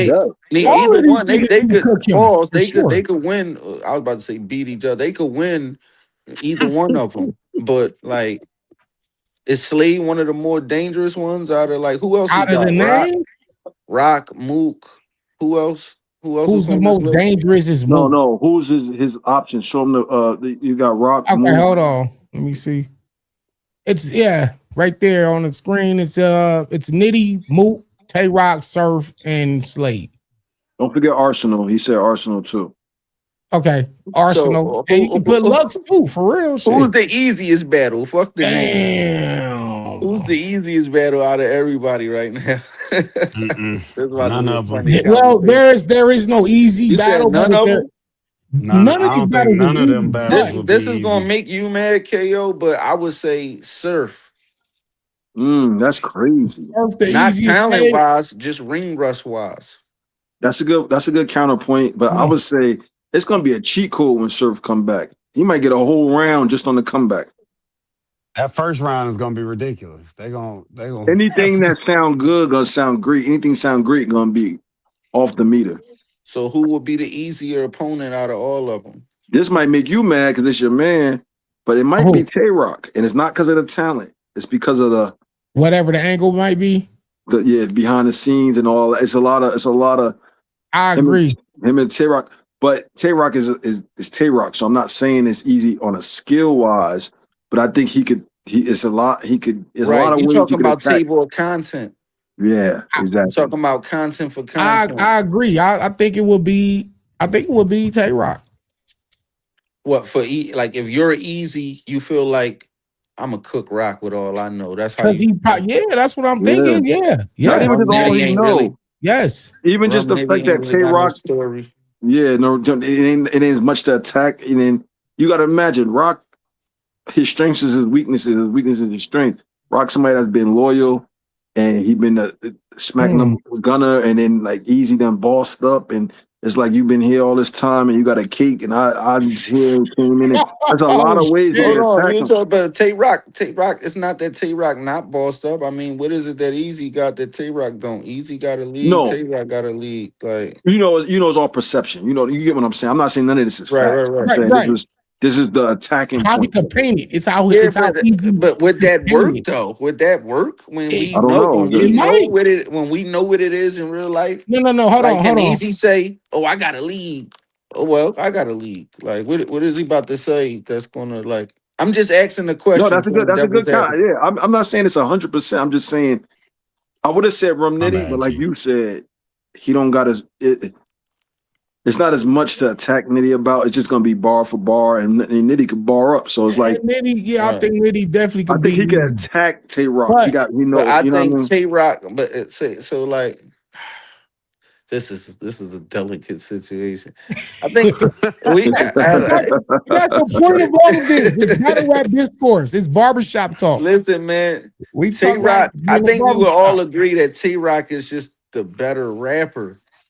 Yes. Yes, for sure. So when you think about that and the table of content that Tay-Rock could have with Eazy versus what Eazy could say about Tay-Rock, but not as good of a rapper. Well, let's be clear. I don't think Eazy's lesser of a rapper by that much of a margin. I think if you ask me who the better rapper, I'm still gonna say Tay-Rock, but it's not like a crazy enough margin where I'm like I saw Tay-Rock not beat Kid Slade with that angle that nobody knew about. Whereas I think most people got Eazy predicted to beat Kid Slade. Now I know that don't mean that mean he could beat Tay-Rock. I'm just saying like this. His advantage in the better rapper department ain't that much of a bigger advantage. Like Eazy can't rap. This is the thing. Kid Slade kind of is a better rapper than Eazy. You're right. So but it's not. Listen, when I say Eazy, let me be clear. Eazy can definitely. No, I just want to be clear. I think Eazy can rap. I'm not one of those people that be like Eazy just be saying like Eazy can he can put them bars together. Everybody that's on that list can rap better than Eazy on paper. Oh, let me look at this again. Let me look at that. Yeah, let's look at that. Let me go back. Hold on, let me look at it. Mook, Tay-Rock, Kid Slade rap better than. Oh, come on, man. That's kind of close. Because Nitty will tell you, like rapping, we're not talking about like creating lines and dope punches. We're talking about just the technical flow, cadence, pockets, the delivery. He understands the science more. You think Nitty knows it more than Eazy? The science, yeah. Okay. By I think he applies it. So look, let me put this in proper perspective. I think Nitty applies the science more. For sure. But I think Eazy is aware of it because he shows glimpses where he can go there and latch syllables and shit. Then he got other pockets where he don't lean on that. He don't do that all the time. The last syllable. But I looked at an interview where he was like, nigga, I do 3s, 1s, whatever work to get the, you know what I mean? So I get he's aware. I do whatever fuck that's gonna take to get that bar off. Yeah, no, because you don't always have to rhyme perfect to get your point across. That's true. Like sometimes you could take your foot off the gas. Just the more potent the point is going to carry out more. The point going to carry more so than how you got there. The rhyme pattern. So I get that in a lot of cases. All the professionals do it. It's bars that I done heard Jay-Z said where I was like, I would have rhymed that like this. But the point he made on there was so crazy. It don't matter, right? Yeah, you know what I'm saying? So it's like we hanging on the shit that like as long as niggas aware. So it's like both of y'all, all three of y'all, Greg, KO, Prezi, dude, is the better rapper Mook or Eazy? And again, when we say rapper, we're not talking about the bars and the content. We're talking about the rapping ability. Is Mook the better rapper? Yeah, come on. Mook. Okay, and then Surf and Eazy. That's even. Is it? Yeah. Surf ain't showed pockets in his rhyming ability on them stages. I didn't say that Eazy don't show pockets. I'm just I'm not saying that Eazy don't show pockets and everything like that. I'm just talking about the science of rap, and you know what I'm saying? Like sometimes Surf do the same thing Eazy do. Like he'll take his foot off the gas on some like certain syllables and things like that, where it could be rhymed better, but he'll just because what he's saying is so potent. You know what I'm saying? So like on the rap execution side of things, like they kind of match equally. Only thing that's different. Surf rap way better than Eazy. What the fuck, man? He said, "What is like basically what you niggas talking about?" That's preference. Let's go to Surf versus Reed Dollars when he go into that raising shit, about the raising shit. When he go into that Ron pocket, you're more open minded than Jaden Smith. Yeah, so I'm thinking about okay, have I seen Eazy go into a pocket like? Have I saw Eazy go into a pocket like that? No, Eazy can't get into that AMG mode. Okay. No, I wouldn't say that. You wouldn't say he can't? I ain't see it. That's what I'm saying. I'm trying to figure out, and maybe y'all can help me. He said, "Danny, cut it out." I'm just telling y'all the truth. I don't troll. Man. My man battle rap Dose in here. I'm glad he wasn't here last night because he would have definitely got the whole DMV would have been against me. The whole DMV would have been against me if battle rap Dose was here last night. But since he is here, let me make sure I give him something. Let me tell you this: Eazy can definitely rap. Like he definitely can rap. Like they all he got the best winning. He got the best winning percentage out of everybody up there. Even Mook. Yeah, I think even Mook got a Mook record ain't crazy. Is he? You know, he had a handful of battles. You know, you think about some of them battles like him versus Reed, him versus Iron Solomon, him versus He didn't lose to Iron Solomon. He did, but we all lost. We all lost. That was just a 0-0 part. Damn. Verb. That's arguable. Yeah. That's nah. Verb beat him. Verb beat both the goats. That's one thing I can never take from like Verb. that. Like I'm loading mountains and all that shit. Like he beat Mook and Lux, and Lux is my favorite battle rapper of all time. She beat both the goats. Hey, you might gotta revisit that shit. See the battle, Dame 919. I didn't see the battle. That John, we gotta revisit that. But the point is Eazy winning record. Eazy win percentage is high. It's very high. We're not gonna do that. It's higher than Slade's. It's higher than Nitty's. Nitty might have the closest one. It's higher than Surf's. You know I'm Big Jersey, but it's higher than Surf's. The boy know how to win. He know the intangibles. He know pacing on a big stage. He know how to move around without being too animated. But like, he know how to rap. He know how to land the haymakers. He know how to build up to the bar. He got all the intangibles down packed. I'm not gonna say it. Listen, Eazy. I'm not taking that away. We're not even arguing that. That's like that. It's I might have Eazy on that lineup right there. I might have Eazy going 4-1. And who would be the one? Wait. With the 5 he's shaking shit up, yo. Anytime he put his head down, anytime he put like he just say shout out my man Battle Rap Dose. Yo, I might have Eazy going 4-1. 4-1? Who's the one though? Hold on. Hey, look, if he hold on. If he go 4-1, hold on, look at these names, bro. One more time, real quick. Before we get out of here, man. Hold on. Let me see. You got Nitty Mook. Nitty Mook. I know, right, Greg? Nitty Mook, Rock, Surf, Slade. If he could be 4 out of these 5, bro, like where would that put him? Like in the all-time grand scheme of things. I'm just calling it how I see it, man. You damn near like GOAT level. I'm just calling it. You beat Nitty, Mook, Rock, Surf, but you lost to Slade, or vice versa. You beat Slade. So look, say he lose to Slade. Is we still trying to see him in Rock? Is we still trying to see him in like? This is probably why everything is so stalled out because you got to think. I just asked Teo that. The way Eazy been talking in them second rounds lately. Hold up, we got a super chat, Danny. We got a super chat. Got to hit them super chats. Yeah. We reading it. Okay, the way he been talking them second rounds lately versus Ill Will, Swamp Twerk Ave. He's tough out for anyone. Yeah, thank you for the super chat. Appreciate you for real. Who was the super chat for? You ain't even say the person's name. You gotta say the person's name. Shout him out. That's Reese Cup Music. Reese Cup. Shout out Reese Cup. Shout out Reese Cup. Or Reese Cup. Okay. Appreciate you, family. Man, that's crazy as hell, dog. I mean, Danny, you the bar guy that you escaped with a win. Let me look at it. He's gonna lose the Mook.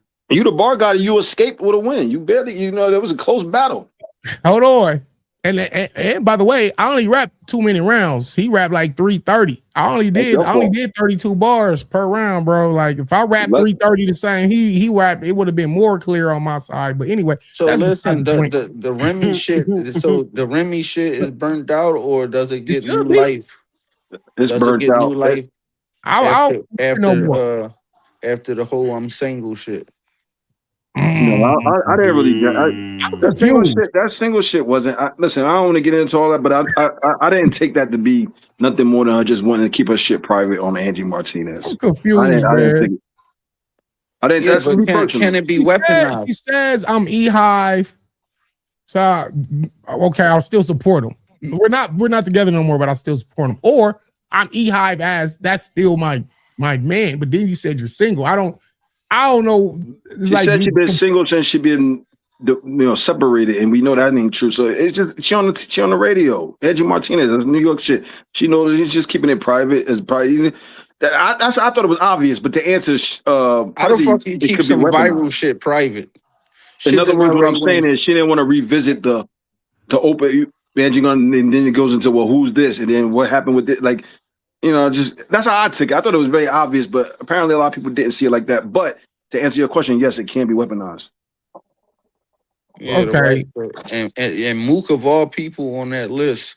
Oh yeah, he definitely weaponized it the right way. Like a mother. Let me look back at this real quick though. Got a relationship with Remy. He loses to Mook.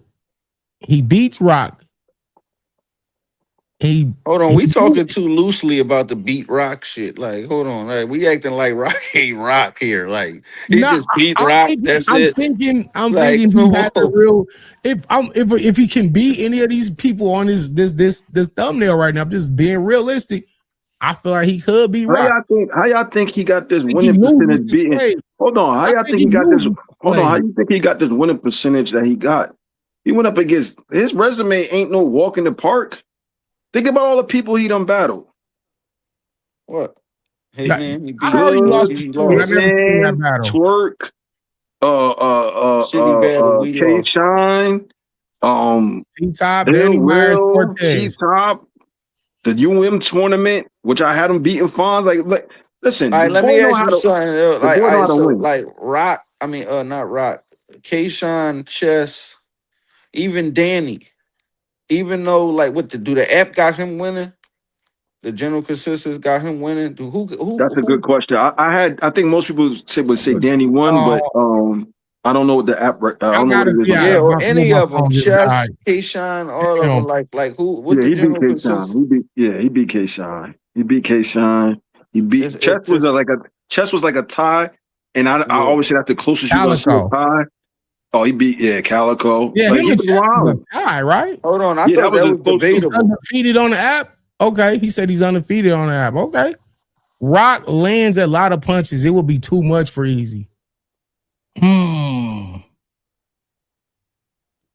don't think this is a battle that Eazy could beat Rock bar for bar. I feel like whatever this angle is, whatever he know, whatever. That might be what he's leaning on. Think about this, like what KO was saying, right? Well, the table of content that Rock got that Eazy could go off, right? Do we still want to hear that? It might be. That's a great question, but the thing is, it's a little personal. It's a little personal. It's some personals in there. It's a personal battle. There's some Philadelphia stuff in there, and I mean, it's you know what I mean. I ain't saying it's true, not true. I'm just saying it's some that's going to hit that only a person from Philly could. You know what I mean? Could make these claims and make it believable at least, whether it is or isn't. Like you said, weaponized. You know what though? To be honest, I like Eazy battles prior to the Papoose situation. I like because it was we all do. We all do. He's a monster. He's a lyrical. He was a monster. He was saying shit that was crazy, relatable. But then after the shit happened, then he kind of started becoming a little more defensive. Yeah, now he's not on offense like he used to be. And well, Danny, you battled both of them. You battled Tay Rock and Eazy. Who gave you a harder time? I was probably Eazy, bro. I ain't gonna lie. Yeah, Eazy. Stuttering over there. Eazy, bro. I think if I go back to it, it's Easy. Yeah, that was the Confederate flag shit. Yup. That was the Confederate flag Easy, shit. yeah, I think Eazy had. So that, hold on, you. So in your heart, right?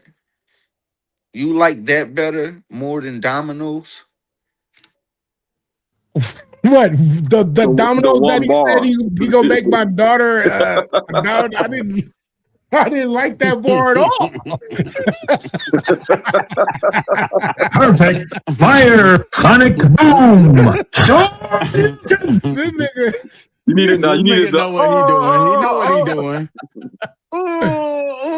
I know, right? Get rid of fucking the street. You didn't like it because it was a mention of your daughter, or you just thought that the bar was corny? I didn't like it. I didn't like the bar at all. You're gonna put my daughter in an oven and turn her into a pizza? Like what fucking oven does a grown woman, man? No, you're not gonna turn. I could see if she wasn't named Dominique. It was a name flip, man. He said, "You ain't gonna come home to Dominique. You gonna come home to Domino's like that." Oh, I like the ball. I like the ball. Yeah, you crazy, man. No, the best line that he said that Danny was in the third round that looked like I drew on my left hand was nuts. But I know, Danny. I know. I like that bar, but that bar was crazy. You can recycle the bar. Fuck, it's your bar. All right, what's another bar Eazy said to you that you was like, God damn, it impressed the bar guy? It might have been something in his second, man, but I ain't seen that battle since it happened. Yeah, like 1,500 battles. I don't watch my battles, bro. Like I do not watch my battles. The last battle I watched of mine was me and Tay Rock, bro. Every battle I did after that, I never seen it on camera ever. And that's crazy. Because I was there. I know what happened. Who was you more prepared for, Eazy or Tay Rock? Because now I gotta ask you. Rock. I was way more. Like I said, I only rapped 2 minutes. I only rapped 32 bars versus Eazy. He was wilding Rock up. Rock was fighting, but he was wilding Rock. Like, Danny was don't look so startled. Yeah. He was wilding Rock. The Rock battle was a personal battle. He was doing push-ups. Trying to play me. Trying to play me. All kind of shit, man. That nigga, I saw Rock at the Gates of the Garden event, man. I'm like, yo, bro. He was sitting there rolling weed. I said, yo, bro, let's take a face-off picture so we can hype up our matchup so we can get some steam behind it. That nigga said, I don't take pictures with battle rappers. Then he just kept rolling his weed. Nigga, what, nigga? You talking to me like that, nigga? Like I'm a motherfucking fan. What the? I was hot, bro. I just had to let it go. Danny was on. I ain't gonna lie. Danny was wild. Battle, man. I had to wow him up, bro. Crazy, man. Right? Crazy shit. Danny pictures with battle rappers. That's what he literally told me. That was fucked up, bro. I'm saying, get out of here, kid. I'm rolling my weed. You see him post a pic with him and Caution. Yeah, like on some beat it, kid. Get out of here. You don't see me rolling. Get the fuck out of here, you fucking fan. That's how you made me feel. So yeah, I didn't have that type of like energy towards Eazy, the block captain. They was Beasley like, yo, you got the newcomer, Eazy, give him a shot. I'm like, all right, whatever. I didn't see that. Was good battle, though. Yeah, for sure, man. Said Danny bugged out on Rock for sure, Chins. Yeah, but if this man could go 4-1 on these names, that would be legendary. Not that he's not already like up there, but to go 4-1 with them names is huge, bro. That's legacy battles. I don't know if he beat Surf. I think he could. I don't have him beating Surf. I don't. I think he could beat the irony. Surf and Rock are the only two I feel like he could probably be. I don't see him beating Rum Nitty. I don't see him beating Slade, and he definitely not beating Murder Mook. If he beat Mook, bro, I will shut the fuck up about Eazy for the rest of my life, bro, man. I will go on that nigga. I will go on his show and apologize. I could see him beating Slade. Yeah, I don't know why we're trying to. They both talk the same shit, man. I don't know why we're trying. I don't know why we're trying to. Slade is a little more creative when it comes to them drug punchlines, man. Yo, man, I keep having this argument, man. Eazy drug punchlines and Slade drug punchlines is both fire. But Eazy got some all-time classic drug lines, man. Like all-time. Like what? Say Slade don't got none. Look, let me see what he say. Let me get a bar of that. Cause I be cringing with some of them drug lines. Like I ain't like the Blue Magic shit. I ain't like the, you know what I mean? But which one you talking about? Maybe you can enlighten me. My favorite one is if God could walk on water, so could I. That was insane, bro. That was insane. Just formatting the bar like that. Dilute the PCP. If God could walk on water, so come on, bro. He was wilding up there. Well, old girl in the background was going crazy. She was Jerry West said that line to me way before Eazy said it. He didn't say this, he didn't say verbatim, but Jerry West said, "So can I" versus me on the Halloween card when B-Dot battled Holmesy. What was it? So can I what? Something, if you could something on water, then so can I. Yeah, but that could be a million things. Danny, we talking about Eazy cutting the Reggie and the oregano and the Reggie was live. And he was putting that together. The micromanaging, the micro when he doing his daughter hair, and the micro when he was against Cortez, like he had the Confederate flag bar, like he got some all-timers. Touch like the very first time against chess. He was wilding. That was hard. Yo, you beat Eazy. I don't know how folks have Eazy winning that. Appreciate you, Ghetto Ghost 2657, man, for the super chat for sure. Shout out Ghetto Ghost. And yeah, you did. I got you beating Eazy, but it was a goodie. It was a goodie. I had you beating him. That propelled him, man. Not saying he wasn't going to propel anyway, but right. That got topping T-Rex after that. Yeah, that got They didn't give him real name Brandon and whoever else after that. He went right to the top niggas. He was running through that caffeine era, man. He was. Now you gotta remember, Danny, when Cassidy had everybody at the house, him and T-Rex and Mook was having all the back and forth arguments, and that's what kind of like built that battle up. Oh, yeah, that's a fact. That's a fact. Eazy will 3-0 Slade. People putting a battery in Slade back, period. Damn, you don't have no faith in Slade, brother? You see Eazy go through Goods, Rex, Verb, K-Shine. Yeah.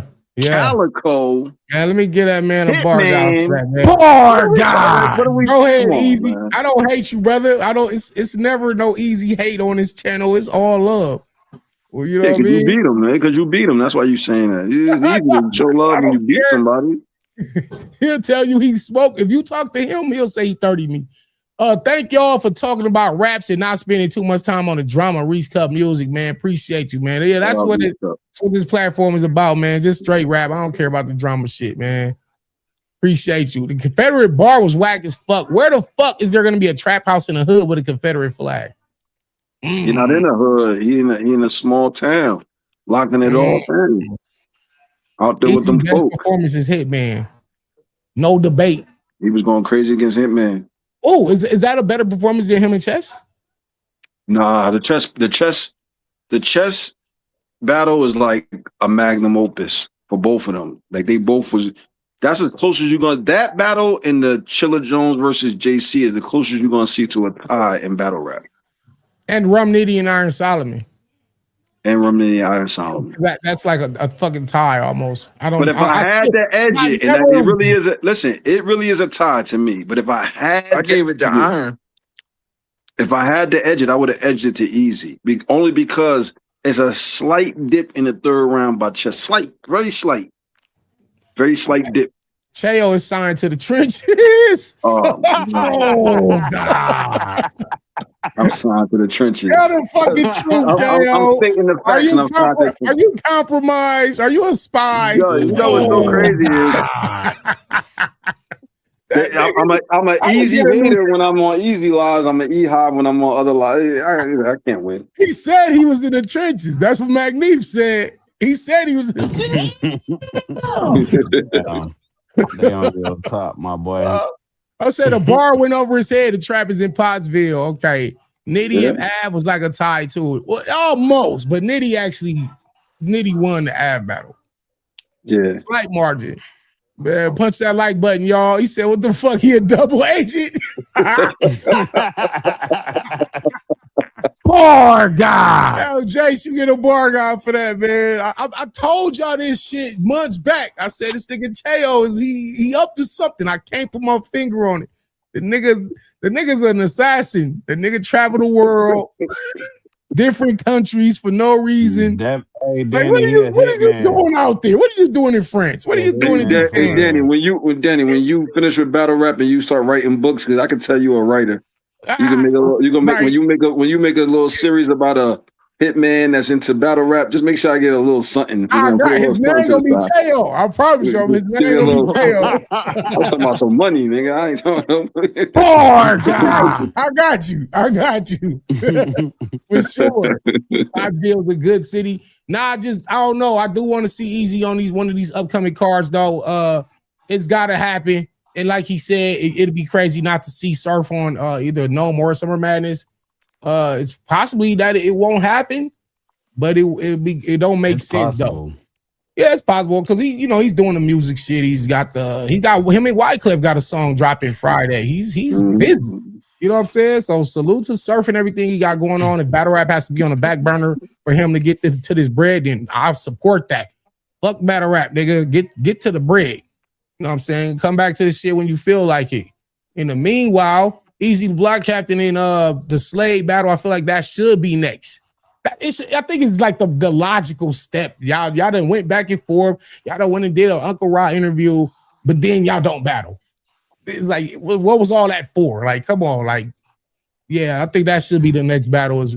But I kind of like what my man Prezi alluded to. What happens if he takes the Slade battle and loses? I mean, it's like a double-edged sword because it's like he could stall out and not get no battle because URL discrepancies. And then, you know what I'm saying? Or you could see, I don't even see where you gonna battle Slade at? Like on URL. No, Slade already said he don't anything. He ain't got no issue with he keep URL looped in. And it's just a good business relationship, and they understand if he want to battle Eazy. Basically, what he said tonight on his live. Oh, they could do it on the trenches, Eazy and Slade main event for the next trenches anniversary card. Because I know he said the anniversary card is coming up, so him and Slade as main event makes perfect sense. And then maybe he can make a return to URL battling either Romiti. A little birdie told me. You said a return to URL. You think that's going to happen? I see it eventually happening for sure. If Surf wanted to happen, it'll happen. What, want Eazy to be back? If he want to battle Eazy on URL, it'll happen. Reese music. I think we giving him a little too much power and shit. Like, you know what I mean? Like, not even. If Surf really wanted to happen. It'll put it this way: if he wanted to happen, it'll be realistically able to happen. Like it'll be phone calls will be made. Now, will they? So why didn't it happen with Rock? That's the more anticipated battle. Rock don't want it. Rock don't want it. He don't want it. And I'm not saying he's scared. I'm saying he just don't. I don't feel like he don't want it. He motherfucker just gotta have that bread for that shit. And I don't think Rock want it. Period. I don't think Rock, period. He didn't even show up at the nicest. I think Rock genuinely does not want and like Eazy for whatever reason. I don't think he really, in no way, shape, or form, wants to put any money in Eazy pocket. What if I told you I know he would battle him though? I would take your word because you're honorable. I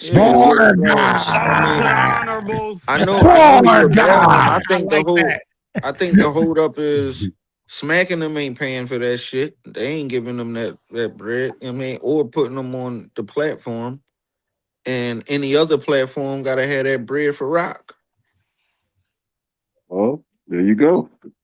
And when it comes to the trenches, you think Eazy about to pay Rock to battle him? No. So, I think Eazy got enough capital that he could get his hands on. A sponsor can pay for that.